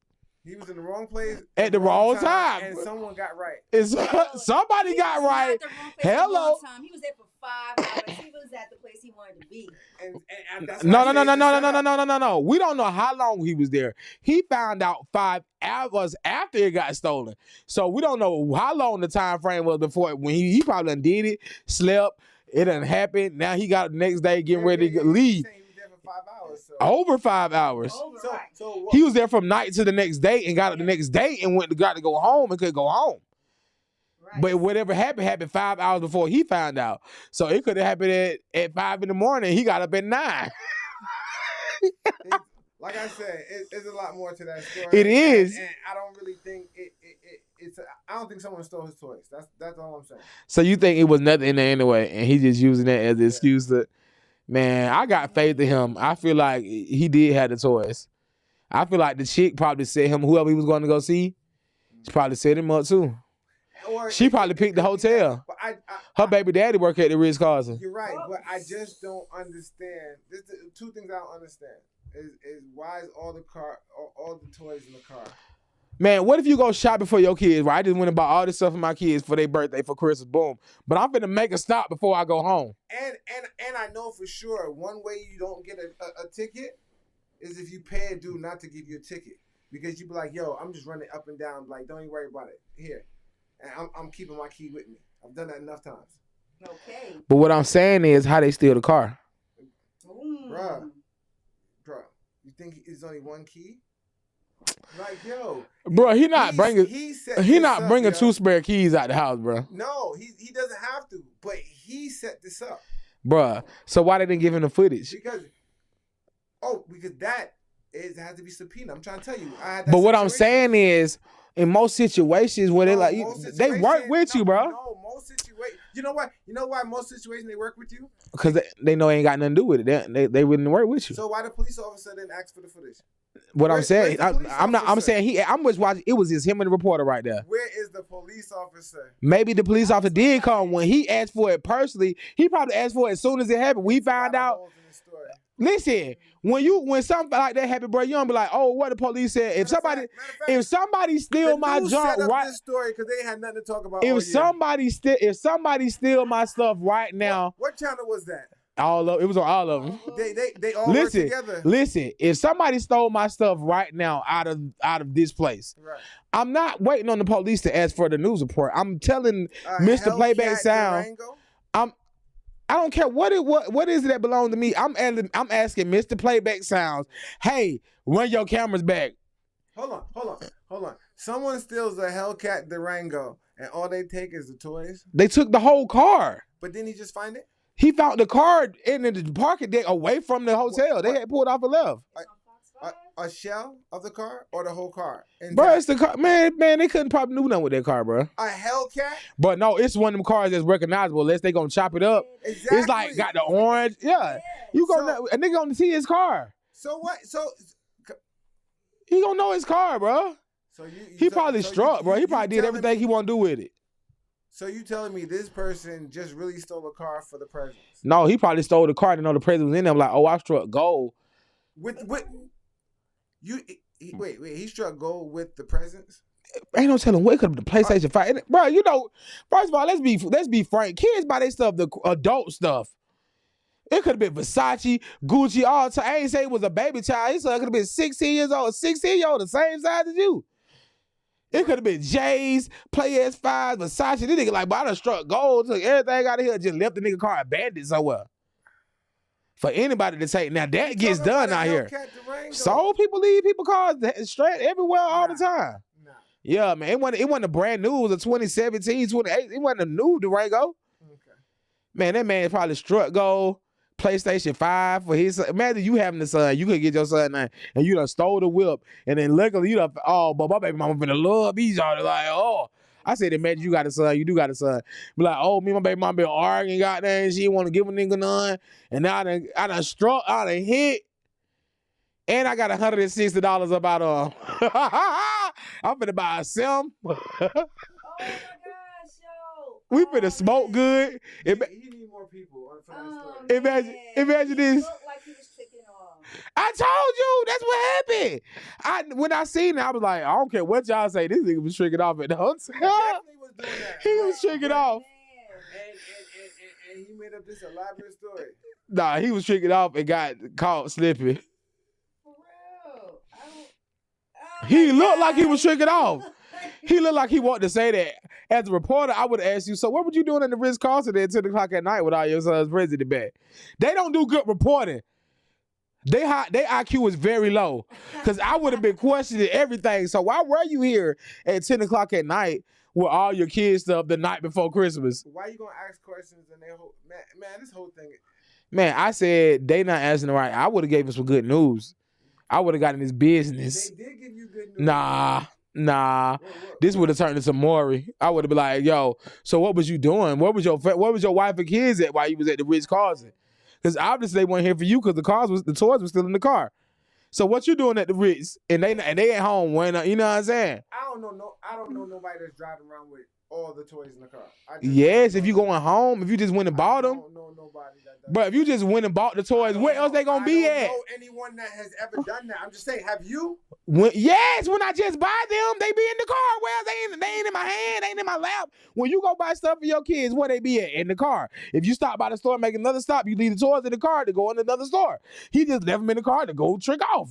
So his priorities are messed up. Definitely. They should have been taking my toys home to the family and then came back and tricked off. The man bought all the toys that day and then went to go trick off. Man, first of all, he went straight to trick off and nothing happened. He didn't go shopping that day, yo. Bro, it was at nighttime. He didn't go shopping that day. It was at nighttime when it happened. He did not go shopping. He did, man. You're not gonna take the good father about him because he made a bad mistake, a horrible mistake. I bet he probably don't even want no more coochie after that. He like, I'm done. I'm celibate. I'm becoming a monk. I don't want nothing. Everything all F love. F. He don't want nothing after that. He don't want nothing. He in the daze. He confused. He was talking about being confused in the daze. He was like, oh, ay. Remember Power Rangers? Ay, Ranger. This man is crazy. All I know is his girl. It's not his girl no more. She ain't believing that story. I tell you that, bruh. Talking about the story on the news. The story of the news. That's why he ain't come home. That's why he, man. Listen to me. He went above and beyond. Listen to me. She is not. Listen to me. He know she ain't believing it. That's why he called the news. Cause he like the only way she got to see me on the news in order to believe this. Cause if I call her and tell her this. If I call her and tell she not gonna believe, she gonna break up with me. I need Fox 5, Channel 2, the Good Evening Show, the Ellie Show, Indie High. Everybody come out here. Ghost Cast. And the dude that stole the present, he can't go home either. Cause she like, you left the car? Nah, he probably ain't gonna tell her he got the car. She ain't gonna care. He looked like he needed to be dumped. He had a sad face. On Channel 5 looking like that boy look sad. Listen. I'm all for sticking with the men when we do shit the right way. And you did not trick off right. First of all, when you in situations like that, you don't know what time you'll be able to swindle up out of there. So you should have took the gifts home anyway. To keep your girl mouth quiet, she busy wrapping gifts like, ooh, my man done showed out for our son. She done showed out for our son. Girl, she on the phone with her friend. Girl, look what he bought for Ray Ray. She ain't even think about why you ain't came home. Not only is she thinking about why you ain't came home, she worried about did he get the gifts. Because he been gone all day and all night and came home. Now you got to come home without the gifts and the Durango. You might as well just keep. Time out. We in 2024. You got to keep going. So I'm gonna stick to this. It's 2024. So you telling me he went out the day before Christmas? Oh. Yes. And brought all the gifts. Yes, bro. We was and kept him in the car and went to the hotel. Because he couldn't get out the house when he went. First of all, come on now. If he dropped the don't try to act like men are the most brilliant people on the face of the earth. He thought it was great because if he took the presents home, what excuse would he have? Exactly. That's why he didn't go on with it. You explained it why he did it. If he would have pulled up to the house, he would have got stuck because she would want to help him wrap the gifts, all that. So he was trying to do it all. But I don't care. If I pay the bills there and I want to go back out, I would have dropped them gifts off and I would have found a way to get back out their house. Right, man. I left the cranberry sauce. I got to go back and get the cranberry sauce. You need bell peppers. I would have found a way to get back out. And then I would have came back whenever I wanted to. But I live in Atlanta. I wouldn't have took the risk with all my gifts in the car. First of all, then I got a car that's going to draw attention to make a nigga want to check my junk anyway. Hold on. Come on. Let's think about this. Man, first of all, everybody ain't smart as you. You gotta think about the average man is ain't always bright. And we be thinking with our other head. You're gonna park your car in front of the Ritz. No, think with your other head. Wait, hold on. You think with your other head.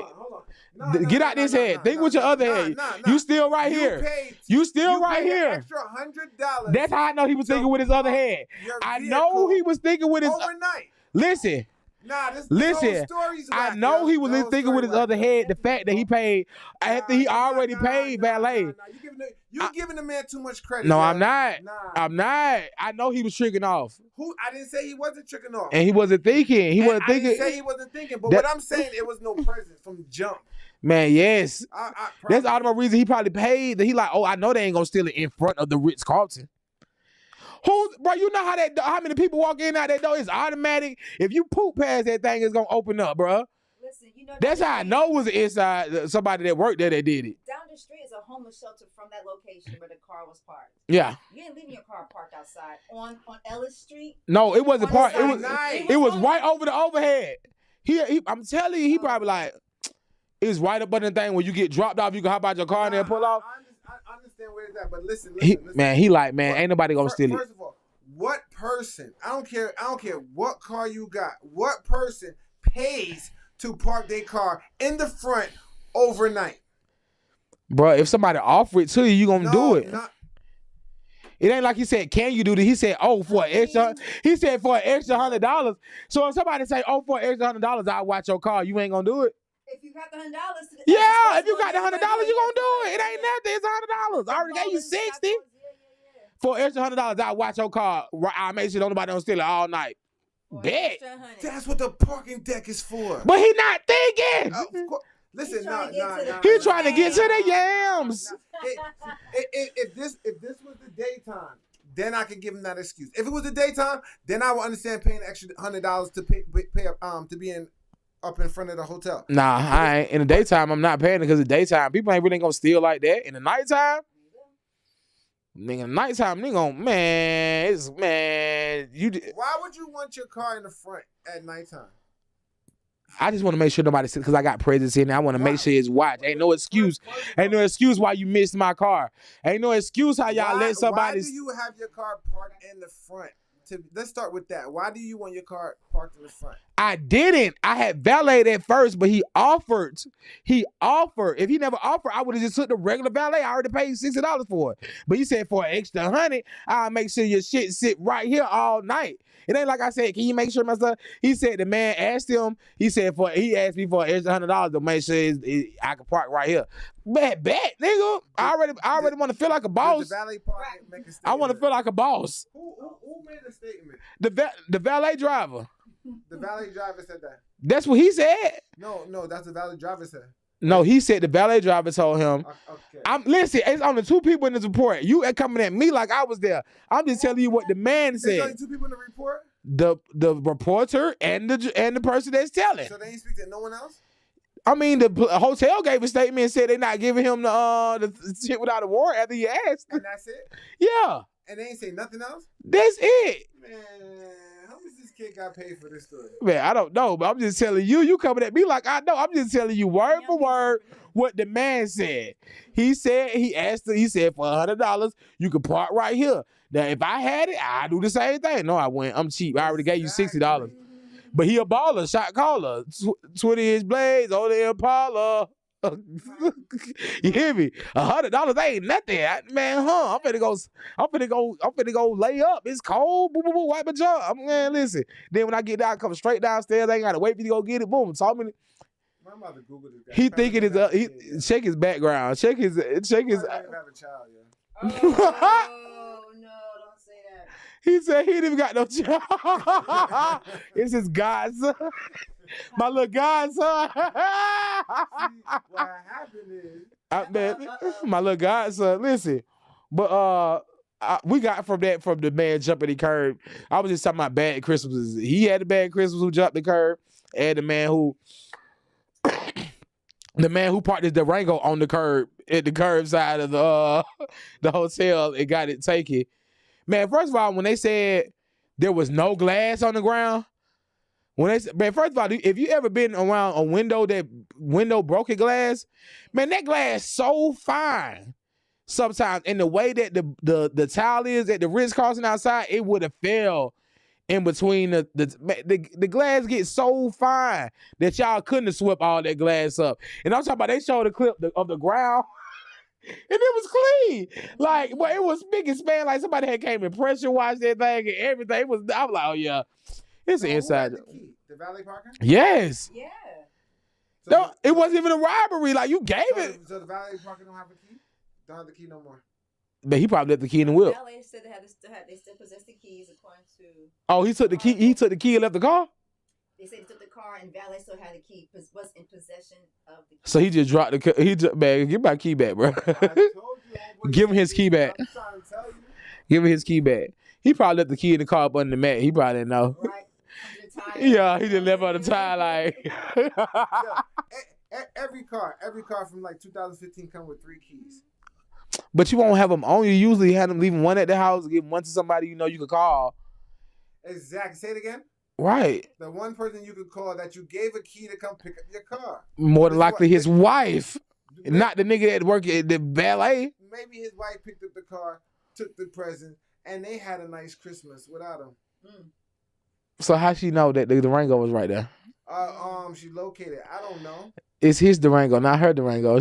Well then. So how she get Durango? Who drove her car when she drove over there to steal his Durango? It's either no presents or the little The valet. The guy's son. The valet park is not in on this. Yes, he is. Yo, he's not gonna risk his job for presents. It's a valet. He not risking for presents. He risking it for the Durango. The presents was a plus. But he left the Durango. After he struck, he got Versace, Gucci, YSL, everything in the trunk. Man, bump this Durango. It ain't too much I can do for it because if it's missing, the police gonna be looking for it in a minute. So I'd rather strike. Now, as a street dude, I'd rather strike with this PlayStation 5, all this drip J's in the back, then push my luck with this stolen Durango riding through the city. But by now, I know they looking for it. This nigga that came downstairs, he looking for the Durango. I'm just finna leave the Durango somewhere in the parking deck. So. Man, you been out the streets too long, bro. Nah, so you tell me you too much a civilian. Nah, so you telling me there's people out there riding around just waiting to steal cars for not breaking the cars, but steal cars for the inside possessions. And he didn't steal it for the inside possession. He stole it for the car. Then why leave the car? Because I don't strike. Man. That's not striking. Yes, it is. I'm glad I'm not in the street because that's foolish. Yes, he struck. Yo, to think a presence is more valuable than a car that you what I'm gonna do? He didn't went to steal it. He was at work. Listen. Y'all are very much on key saying that he had work. Imagine, listen, if I was the old me and I went and worked at the Ritz-Carlton. You would not. I would, bro. It's a job. I can get another job. It's the Ritz-Carlton. It ain't AT. I ain't the president of AT&T. I'm parking cars at the Ritz-Carlton. Anybody doing valet got more than one job, more things going on. I'm just parking cars. Yeah. You feel me? I ain't a mathematician or nothing. You got, all right, then. You got jokes. I have. Because I already know what I'm trying to get you to teach me how to whip. But you talk. All right, bro, come on, bro. Like, you just wilding now. You just trying to make me look bad on TV. On national television. But bro, man, valet ain't taking care of my family for real. Making me point A to point B. Bump this job. I steal this.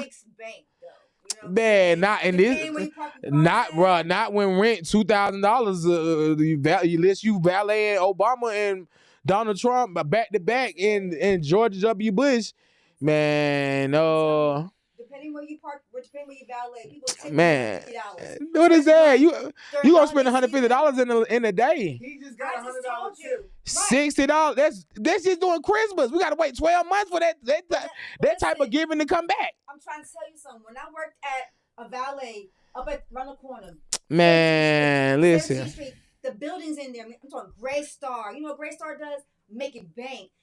Sutherland Homes or whatever. Their cars are parked here. That's every day you banking on somebody to give you $160. When there's an event happening, holidays, you get hit off. That's not every day though. That's every once in a while.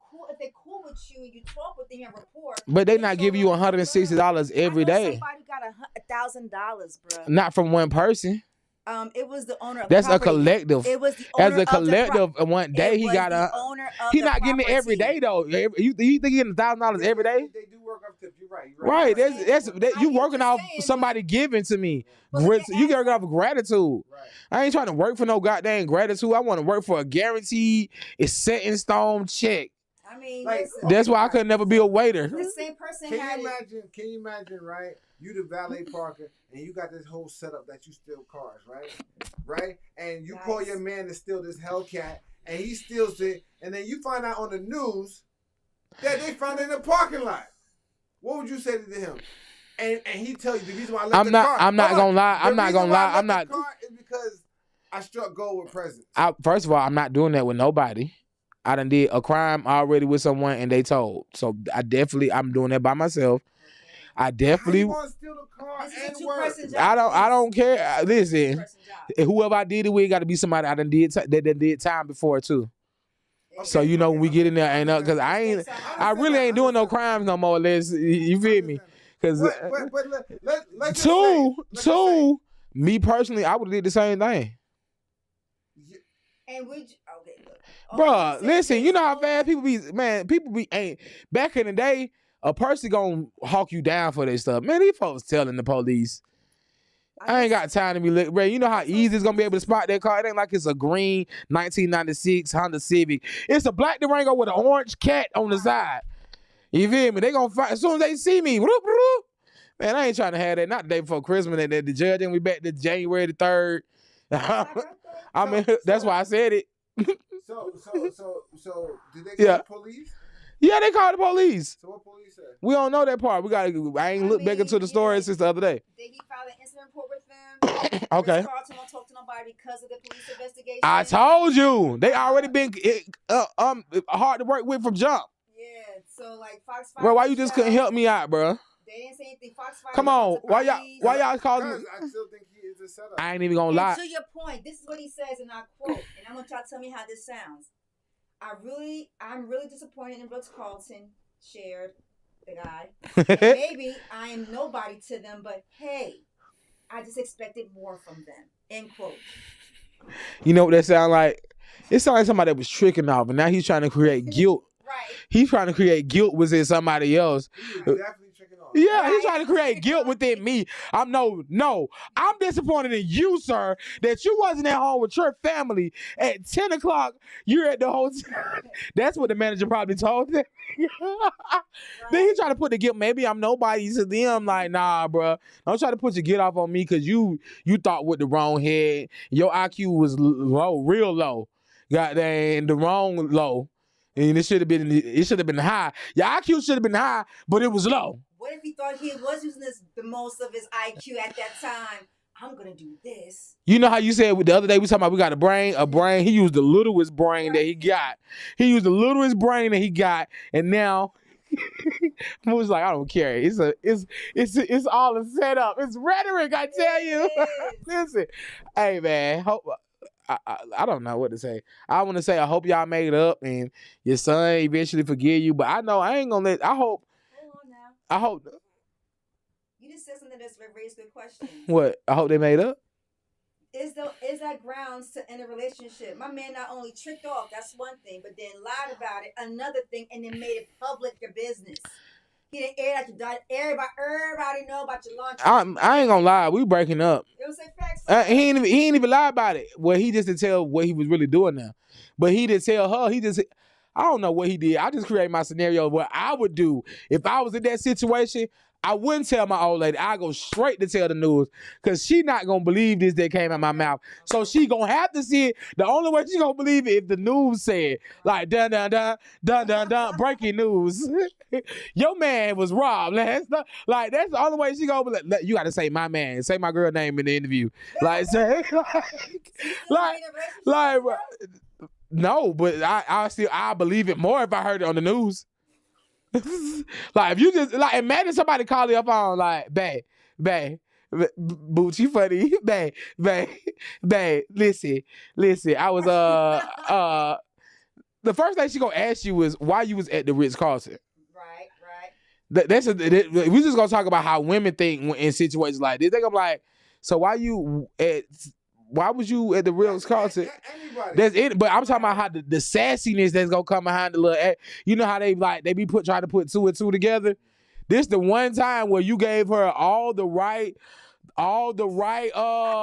equation parts to put the equation together for the right. Like you leave no gray areas. There was no variables, no question. X is the answer. Like you gave her a squared plus b squared equals c squared. She gonna be like, so why were you at the Ritz-Carlton at 10 o'clock at night? And what she gonna be like, up.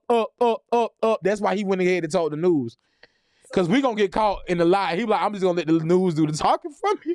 Question, is it true love that he took that lie that deep? He had to get the news involved. That's how much, that's what Tyrese said. Tyrese said, I lie to you because I love you.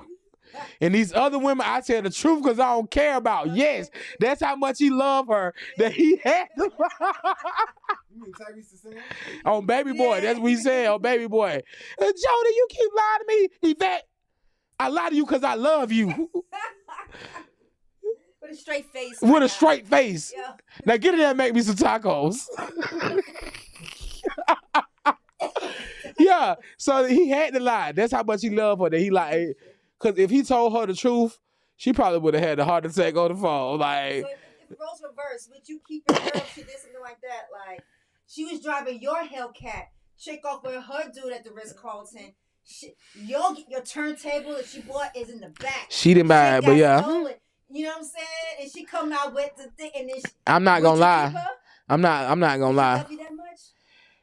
She better go missing with the Durango in the presents. I ain't gonna lie to you. If it's mine, if it's my Hellcat, and man, listen, if she called me, I'm like, and you didn't go missing too? That's your sign to don't come to the house. Like, no. I don't even care if you do find the Durango. Oh, no. You and the Durango and the presents need to go missing. Because if not, yeah. You gotta think about it. And we on the news. And people that know me, they'll know that, like, oh, that's your old lady. Like, oh, dang, but now I'm going out bad. Like, nah, bruh. Yeah, all the way bad. Because everybody asking what you doing at the Ritz-Carlton. Yeah, what your girl doing at the Ritz-Carlton, bro? Like, bro, you don't think her homegirls called when they seen it on the news? Girl, when the first phone call rung after she seen it, she knew what it was gonna be when they picked up the phone. Like, imagine how many people call her. She like, what if a girl called her and that's the first time she heard it when her girlfriend called her? You watch the news? That's what she brother said. Right. You seen the news? Yep. What? Cut the news on. What was his name again? Irvin. Irvin. Yeah. Irvin. Tony Irvin. I kept wanting to say Todd. I knew it started with a T. I was about to say Todd, but it's Tony. That boy, Irvin. Irvin. Yeah, that's why I said it like that. Tony Irvin. Man, listen.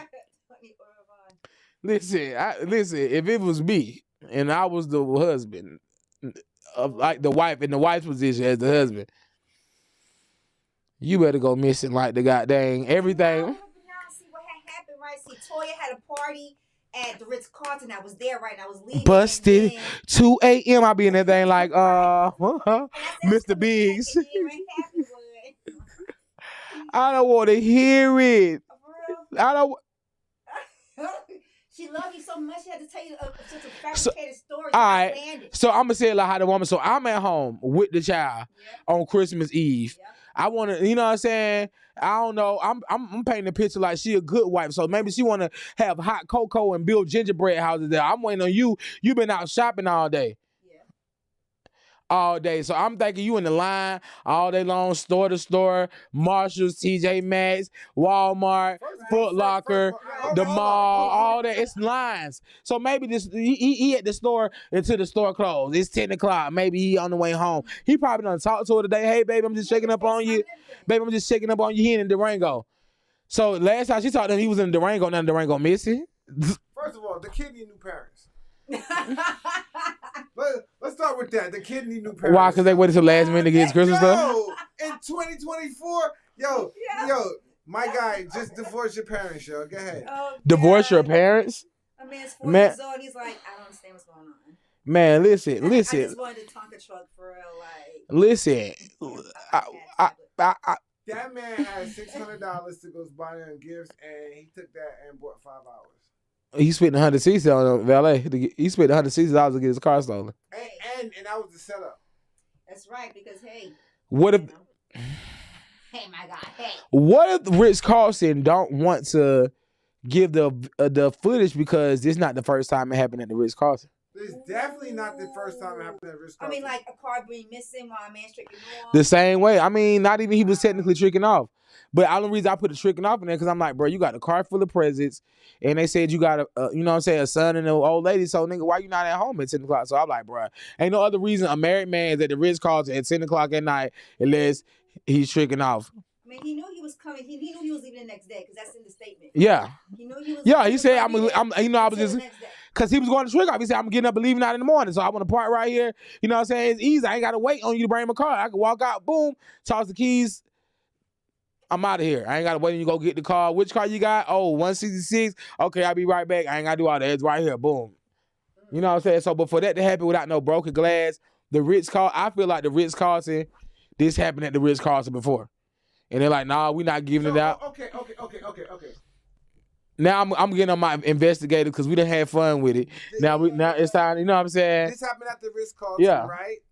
And Ritz-Carlton still has the key. Ooh, to this day. And they gonna steal the car again? No, but what I'm saying is that if the car is stolen, right? So they stole the car, drove it, empty out the toys. Someone dropped the key back off to the valet parker. No, bro, they left the key. They ain't never say where the key. They ain't never say they got the key again. But then they say they still have the key. Yeah. They said they still got the key. Yeah, they got the key right now, or not right now. But Nah. The valet company, not the hotel. You're right. The valet company still has possession of his key. So what if he took the key? What if he took the car as a push button start? All you gotta do is have the key. You could curt the key up and leave the key, curt the car, but leave the key at the valet, and it's not gonna stop. It ain't gonna cut off until you stop the car. As long as the car running, it's going. And then it probably stopped right there in the parking deck, and he couldn't crank it back up without the key. And he said that it was reported to him that the thieves brought a device to start the car, so it was planned ahead. It was reported to First, who? that's what I'm saying. Hold on. It was reported to who? Yeah. Okay. Who was it reported That's to? That's what makes me feel like the lie that he tells lets me know that he was tricking off. Like, who told you? Somebody like, you know, them young people be using them devices. Somebody told him that.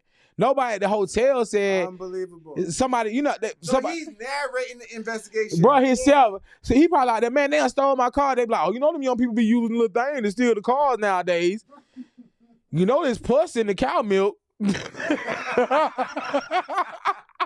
He just saying some shit that somebody said to him. He out there panicking like, oh, what's wrong with you, sir? Man, somebody stole my car. Oh, for right here. Oh, you know them young people, you using them devices to steal cars. Now he on the news talking about, it was told to me that they be using devices to steal cars and it's pus in the cow milk.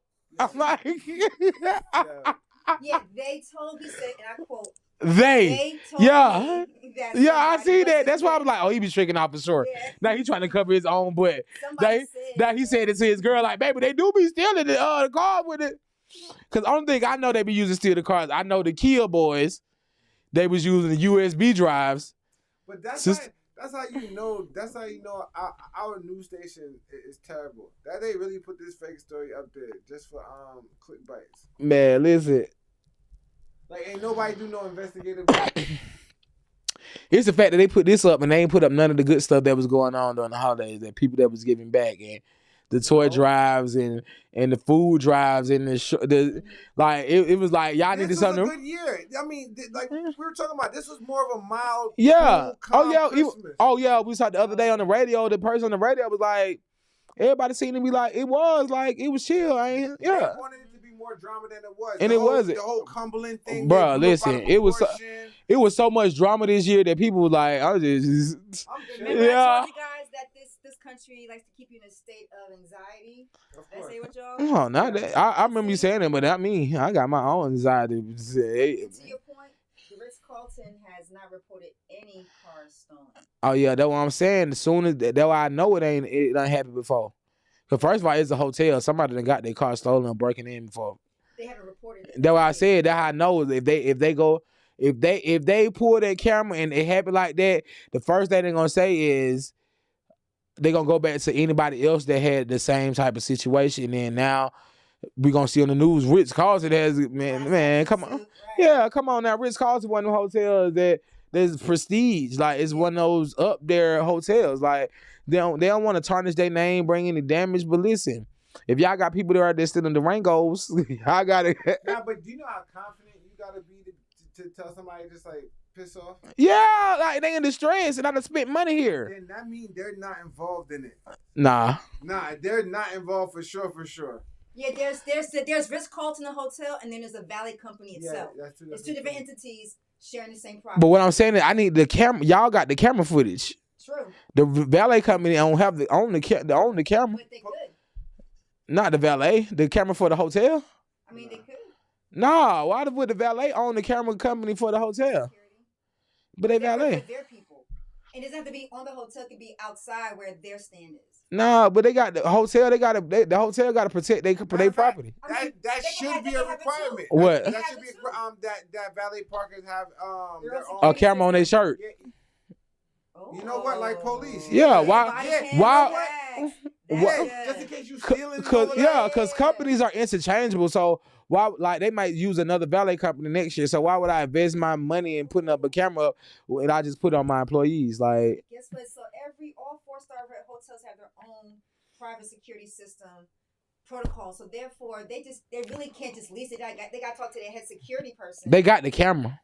But they can't just release it because it's a security. They can show me. I ain't say security release it. protocol. I It said, is releasing. but what I'm saying is, if my shit got stolen, Yeah. most companies, I done seen something happen at the hospital, and they went back inside and they ran the camera back to the parking there at the hospital because they ain't had nothing. Like, you telling me my shit got stolen? You can't show me the footage of my junk getting stolen at your property? Again, Y'all give me a hard time. These prestigious hotels like really big about anonymity. You want to know why? You want to know why? Because they Remember, got something. They had some. I want to see the outside of the hotel. I don't want to see the inside. Remember when they first started doing the deposit through the ATM machine?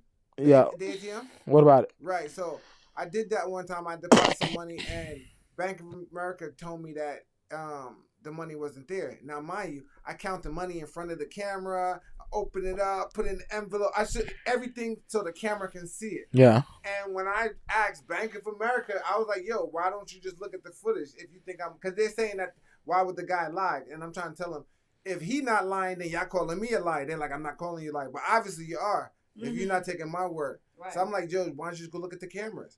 And they was like, yo, you gotta get a court subpoena for that. They have to get one? No, anybody. No, I mean, like, you They're saying, telling me. but you requested them you told them to look at it. So Because they ain't got control of it at the but that was bank.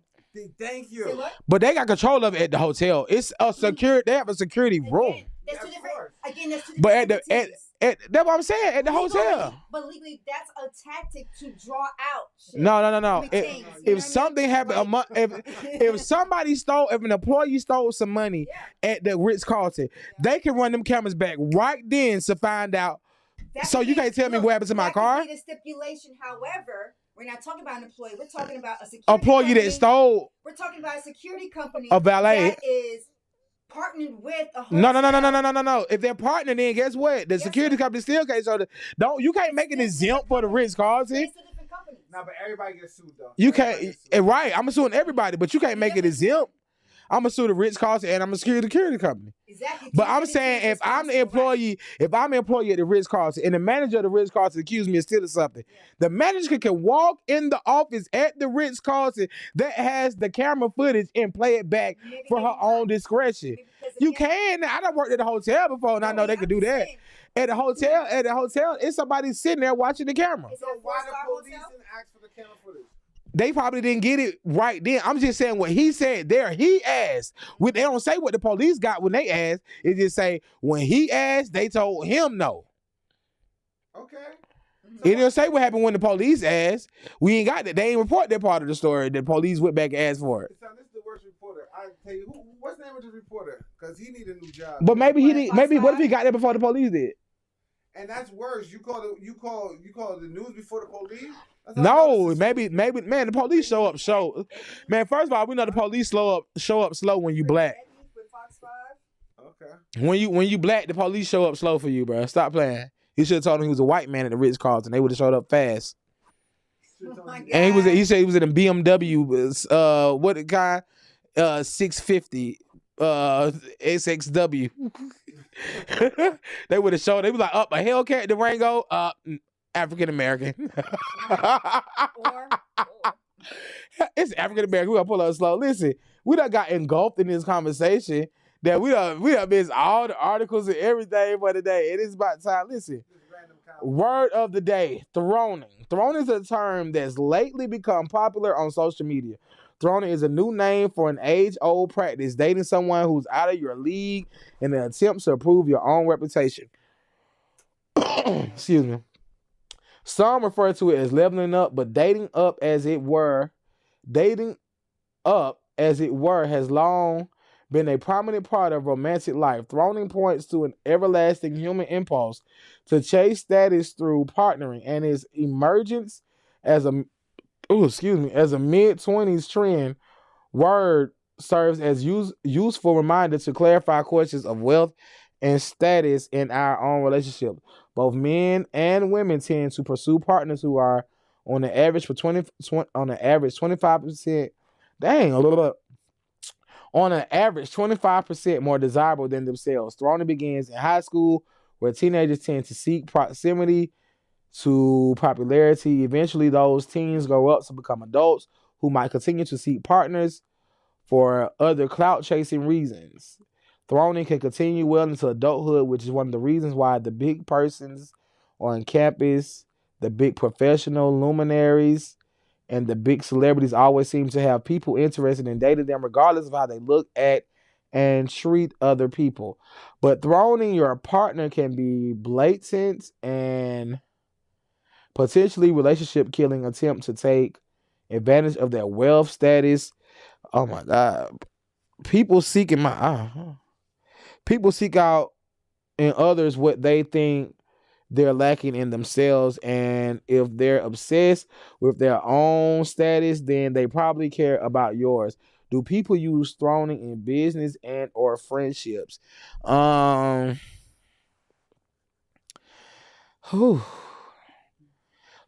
sounds so bad.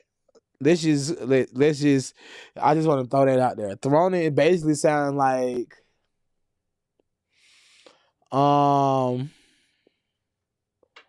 throning sounds like, I don't know. It sounds so bad. It's like dating somebody for what they can give to you. I guess that's kind of what they're saying. Date somebody for what you can get out of the relationship. And I ain't gonna, what y'all see? you good. No, Oh, because last time y'all was doing that, goddamn, we had a little friend over here or something. But, what you see? No, we're talking about, we doing technical. Oh, okay. Because y'all see porn and stuff. I just wanted to see. Oh, but it says throning is a term, dating someone who's out of your league. I don't even know what that means.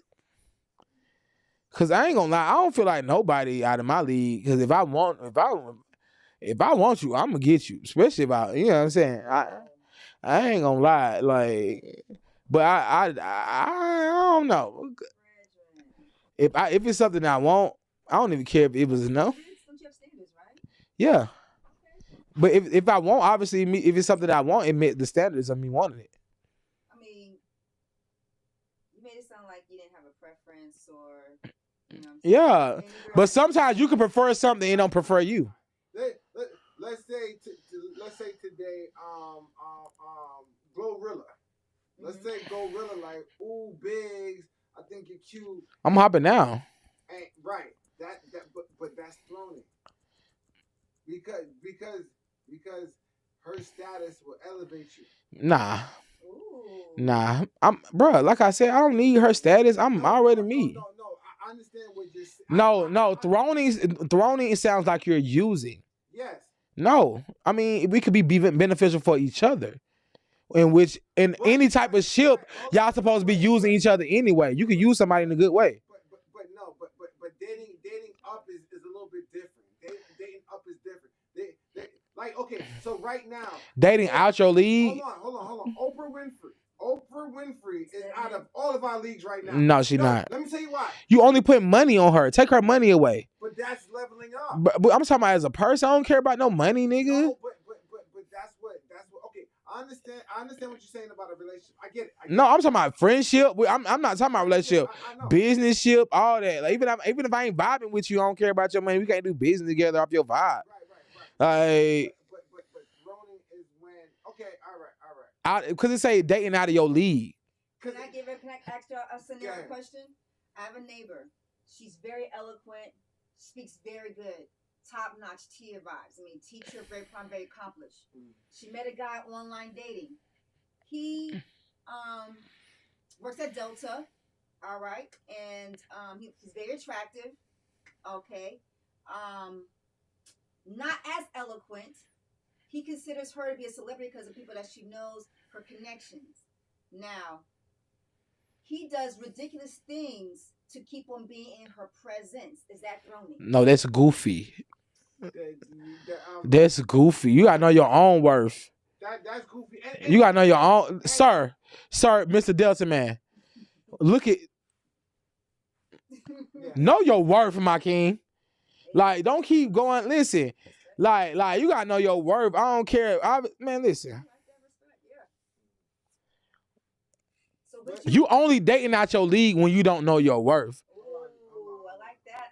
But he's not trying to level up. But is he trying to look? He realize she could probably take me somewhere. No. He put her. What? I mean, she did network wise. She was worth more than him. We're gonna take out. We're gonna take out the money. Everybody keeps saying the money. I mean, what I gave was not money. Okay, no status. We're gonna take out status too. We gotta get down to genuinely people dating out your league. Like, all right, you a snob of an individual, not you personally. Like, you a snob in an individual, and a person like me trying to get with a snob is out of my league. You need to be with another snob, like, cause you're not gonna vibe with me. Because, like, that's what I'm thinking about dating out your league. So me with Glorilla, like, boy, I love her personality. She go to church. She down to earth. Like, she relatable. She not one of the people like, oh, don't talk to me. Like, da-da-da-da-da. Like, her personality, she funny, bubbly. Like, but would you continue working at Delta if you were dating Glorilla? Yeah, they ain't got nothing to do with me. But guess what? But you know what? Glorilla's so much of a real person. She'll be like, babe, you come over to do music with me. We could do music. I like how you did that. No. If somebody sees it, no, it's not me saying, baby, I want to quit my job and do music. She sees something in me. No, but she messing with me. Listen. No, because it's in this definition, it's saying you're seeking somebody out based off whatever they got to offer you. So if but what I'm saying to you is that if you're not seeking it, then that means that you are willing to stay in that Delta role no matter how big your significant other gets. I'm still gonna be working at Delta. All right, respect. Cause get what? Unless I pop on my own, I'm not gonna swap Delta cause she popping. If I'm a pop, if she put me on a song and then I pop and they start downloading my other music, then I'm like, oh, I'm good. I ain't gotta do it no more cause I ain't got, you know what I'm saying, my job popping, but cause my girl rap, like, I still don't be known as, oh, he living off Glorilla, because that's the first thing they gonna say, like, no. I'm talking about what society gonna say. That's what I'm gonna be thinking myself. I'm be thinking that myself. That's not throwing it. No, I'm just telling. I know it's not throwing it, but I'm telling you as a man, my own personal thoughts. What I'm be thinking, where I know it ain't gonna be throwing it, and I ain't even gonna make it look like it's throwing it. They be like, oh, who you talking to? Oh, Big work at Delta. What you talk about? He do music too, but he work at Delta. Like, what you talk about? Like, no, like, you not finna. Why you get with him? Cause he cool. He cool. He can sing. He funny. He make me laugh. That's why I'm like, Jay-Z gotta have some type of personality. Cause he not attractive. She didn't need no money. She got her own status. He gotta have a personality outside of this quiet month. He impressed her. No, you saying dating out of your league. No. That has nothing to do with the definition of what we're talking about. He not elevating. She not elevating him. He not elevating her. Hold on. If someone lives in a mansion and someone lives in an apartment, you cannot say they're on the same level. I don't care what you want to say. You cannot say that. And you can't take the money out of it. You have to. That's part of it. No, you can't, nigga. People be miserable with money, bro. Some of the happiest. You got to think about. Yes, you got to think about leveling up financially, physically, mentally, emotionally. You just think about financial leveling up. I would rather take somebody leveling me up with peace over money. Hey, that's respect. How's somebody gonna level you up with peace? Easy. Somebody with money gonna be nagging, all the other type of stuff. I don't want to hear all the extra unnecessary, all this. You bringing me peace. You're not even bringing me. What? Bro, if I'm at home chilling and if I'm at home peaceful and you at home nagging, that's not a peaceful environment. That has nothing to do with throning. Bro, the complete definition said somebody throning basically is you dating somebody no matter if they an ugly person on the inside, how they treat you, how they treat other people. You don't care what they look like, right? Long as they can level you up. Exactly. Bro, I'm telling you, I ain't with that. You said Beyonce and Jay-Z. You can take them folks away separately from each other and they can live in the mansion separately. Yes, they can. Check it. Did you ever, growing up, have a friend? Bro, you are wow. If you telling me Beyonce cannot buy a mansion without Jay-Z. I didn't say that. And Jay-Z can't buy a mansion without Beyonce. You cannot. Jay-Z had money. He could buy Not have that type of money. He had mansion money. Yeah. He had mansion money. Hold on. So wait. Slow down. So you're telling me Jay-Z had that type of money before he met Beyonce? You telling me Jay-Z couldn't buy a mansion before he got with Beyonce? You telling me no. You said a mansion and an apartment, not the same thing. So you telling me Jay-Z could not have bought a mansion before he got with Beyonce? What mansion did he have? I don't, nigga. As a single man, who really wants a mansion by himself? Beyonce did. No, we talking about could he have? You talking about finances? Was his finances available to buy a mansion before he got? Yes. What's the name of the level? He could have bought a mansion. She leveled him up because she gave him a family. He even came up with a song, I Upgrade You. They came up with it together. It's their song. Okay. And he talked about upgrading her as well. I just want to ask you guys a question. Have you ever had a childhood friend who had, like, the house was, like, the best place, the best fun ever? You go over there, you have a good time. And then what? And you go home, you like, damn, man, it's boring. I got to stay. Like, you're not really happy at home if you go to your friend. Hell nah. Nah. I might have fun over there, but I still love my house. I had friends who come over my house because I was the only child. Yeah. I had friends who was like, I come over your house because it's chill over here. I thought you had siblings. I do. They live with me. Oh. You know what I mean? My cousins had their own spot. Dang, you done killed. I'm about to say she done killed off her brothers and sisters all the time. She dazed and confused, man. Not at all. Even now, like, people use my house. I guess I was leveling them up. You know what I mean? Because I gave them peace. I gave them a place of peace. You know what I mean? Where you said people can't. I was trying to, pull points to a big point. I provided, my home was a place of peace for friends who had 17 brothers and sisters and they can't study. They got to be in the corner, in the bathroom, in the tub. You know what I'm saying? But that's still like nothing because I still got to go home. I mean, that's a temporary level up. But hey, you know what I'm saying? Late. You know what I mean? But nah, man, you try to make. They ain't even my mans. That's your mans. You try to make Jay-Z like you could get a crib without Beyonce. Yeah. I tried to ask and re-ask. I tried to ask and re-ask, bro. So you said he could get a mansion. Because you're trying to take away from what I'm saying. What I'm saying is that she leveled him up. And what I'm saying was that was the clear case of throning. He didn't get with her for that. That just happened with being with. Bro, you think he got with her for that? All right. You're right. That just happened when you become a family man. Look at the person you became when you was a family man. He did. He founded the 40/40 Club. So Jay-Z founded the 40/40 Club before he got with Beyonce. Yes. Man, he knew that. He just liked to be indulged in rhetoric sometimes. I'm just saying, like that. I was just saying that. Like, that's his man's. Listen. He know that. He almost stopped being my friend one time over get the dirt off your shoulders. Like, yes, he know Jay-Z had. Listen, he almost stopped being my friend because he wanted to play Hard Knock Life in the club. Like, come on, he knew Jay-Z. He knew Jay-Z could buy that mansion. He knew that already. He almost unfriended me. Like he knew Jay-Z had that bread. You knew Jay-Z could have bought that mansion without Beyonce, bro. Hard Knock, he got that. Burr. That was before Beyonce.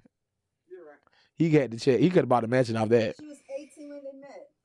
Y'all chill out, stop, because they're gonna be coming for us next. Don't go into the listen. It's skeptical, but what they age, what? You know what I'm saying? He had money to buy a nice. At that time, he had money to buy a mansion. He know that he was back. He was who you thought was helping him sell them CDs out the back of the car. What year they met? Remember, we're going to investigate this another time because it's 9/14. 2000 to answer your question. 2000. So they've been together 24 years. That's crazy. Now they met. They don't mean they went when they started going together. Cause they. Yeah, they met when she was 18. So yeah, he impressed her. Yeah. Yeah. Real thing for sure. He probably was a level up for her. She like, oh, he popping. I'm trying to blow up. I'm in Destiny Childs. I'm trying to take off as a solo artist. Yeah, like stop playing now. Let's stop playing. Let's stop playing with my boy Jay. And Jay ain't even my man's. Don't make the Beehive come back. Man, listen. I'm telling you, because listen, you'll wake up tomorrow, your whole Instagram be gone. Listen with the Beehive. You like, what happened? Like, we have come to a decision that your Instagram has been revoked until Beyonce's birthday, and that's August the 4th. Wow. So listen. in 1999, Jay-Z's net worth was It says here 2 billion. I might think that twice. I thought it said 2 million, but now I'm about to reread. What is that? It says 2 billion. I typed in Jay-Z net worth 1999. 2 billion? Come 2 billion. If it the internet right. Rockaway facts. He had Rockaway. Oh man, you tripping. My boy had Rockaware. You think he could buy a mansion? He was a network. Rockaware? Look at this. Bruh, you think he couldn't buy a Rocker mansion? Rockaway. You think he couldn't buy a mansion shaped like the listen, bruh. This nigga bruh, listen. Bruh. He lived in the mansion with a diamond in the middle of the floor, bruh. You hear me? He had real zebra. Sold Rockaware for when it was popping. He sold it for $204 million. I mean, that's. Do you know how many hands was in that? Yo, come on, man. No, hold on. No. This is when it was active. Beyonce was making this per year. Not at 18. Not at 99, bro. They was at Destiny Childs. Yeah. And it was 4 people in there. They still had to bust it down. It's true. Come on now. So you telling me 1999 Jay-Z worth $2 billion? No, it probably 2 million. Probably 2 million, bro. I was thinking 2 billion. Not 2 billion, bro. I'm like, Not 2 billion, but it's the internet. We're not gonna fight against the internet. But I know it was the 2 billion. But 2 million and Rockaware. I mean, I'm trying to get to the 19 back then. Ain't trying to give it to back then. Cause she was in the group. You gotta ask how much Destiny Child was worth. So 2018, Forbes calculated her net worth to be $355 million. That's 2018 though. Yeah. We talking about 99 when they met when she was 18. He was doing $2 billion. Right. We gonna say 2 million because 2 billion is a stretch. No, but check it. She did $355 million, and he did 2 billion of clothing and his record label plus whatever he had his hands in. Listen, you know, I forgot. I ain't even gonna lie. I forgot about Rockaware. I did too. I used to have Rockaware, but I'm not even thinking about this when we talking about he couldn't buy a mansion. Now you know my man's he could have bought a mansion. Yeah. He had a Rocker mansion. Man, stop playing. Come on the gate. The gate opened up like this. The gate opened up and closed, but man, listen. My man just trying to do. I ain't even Jay-Z fan like that, but you can't. Oh man, hold up. So the internet done hurt us. So Facebook says people are saying Beyonce has surpassed Michael Jackson as the greatest entertainer of all time. Tell them folks they losing us. That's not what we talking about. We talking about money. Now listen. We talking about leveling up. Right. And then the next one, Jay-Z, as of December 2024, Jay-Z's net worth is estimated $2.5 billion according to Forbes. He became the first billionaire rapper in 2019. All right. Man, we know that. We talking about 99 though. Beyonce we trying to see if we could buy a mansion in 99. I mean, this is what Facebook is sharing with us. I know. I'm telling them. Beyonce of December 2023. Beyonce's net worth is estimated 800 million according to Forbes. So that's it, man. We said could he buy a mansion in 1999? Because my man said Jay was in apartments. I did not say that. Did I say that? Yes, you said the mansion and apartment is two different. No, He said even though they both got the door and the key, it ain't the same thing. Son. We were talking about connecting the dots, and those dots are not connected. What, the mansion and apartment? No, because you're taking a statement and mixing up with another statement. Man, I'm just saying what you said. I'm just saying what you said. You said my man. No, what I said was he was in the that apartments. was a clear case of throning. He was in the apartments because Beyonce took him out the apartments and took him in the and put him in the mansion. I ain't say that. He said you was staying in the high rises. Yeah. What you see? Time to go. Oh, okay. What you see? Time to go. That my man left out the high rise. Listen. I hope y'all enjoyed the show for today. We didn't get it locked in with all our topics, but we did have a good show. It was very conversive. I know I made a word up. Conversive is a word that we conversed in conversation. Conversive. But I hope y'all enjoyed the show. I hope you enjoy the rest of your week. Today is Thursday. Tomorrow's Friday. Next day is Saturday. After that is Sunday, Monday, and Tuesday. We'll be right back here with you on the Good Evening Show. And before I leave out, I still didn't get to get into my poetry perspective. But we gonna save it to Tuesday. All next week we're just yeah. But is it gonna be our NYE special? Yeah, next week is our NYE special, so we'll definitely get to run all of our perspectives and poetic perspectives. But before I go, I want to let you know we do have our information for our podcast and our Instagram, so make sure you follow us, like, comment, subscribe, because we're definitely going to be more interactive on there for sure. At the Good Evening Show, I ain't even gonna do no sponsor breaks. That's the crazy part. I ain't gonna do no sponsor breaks. So, but make sure you follow us on the Good Evening Show. Make sure you follow Playback Sound Studios. Make sure you follow my guy at Hungry Humble Hustle on all his platforms for that gear. These beautiful patches you see back here. Make sure you follow him for that. At Stone Mountain, make sure you get that for your infused healthy and high needs, high and healthy needs. If you want to be high and not healthy, make sure you tap in. If you want to be healthy and not high, make sure you tap in. Or if you want to be both, tap in at Stone Mountain. That's at Stone_Mountain_ED on all platforms. Make sure you follow me on my platforms at AP_big with 2 G's.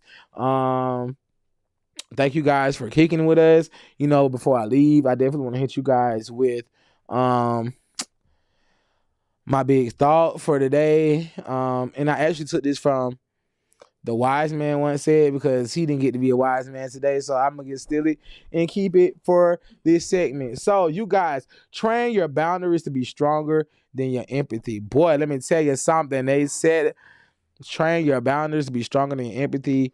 If you guys don't know what that means, you have to create boundaries in your life. I know a lot of people going through a lot of stuff, and you going through a lot of stuff, but don't be so empathetic that you surpass your boundaries, and then now you're lacking in something in your life because you were empathetic and you gave so much, whether it's time, money, whatever it might be. Make sure you create those boundaries and train your boundaries to be stronger than your empathy. And on that note, you guys, good evening and good night.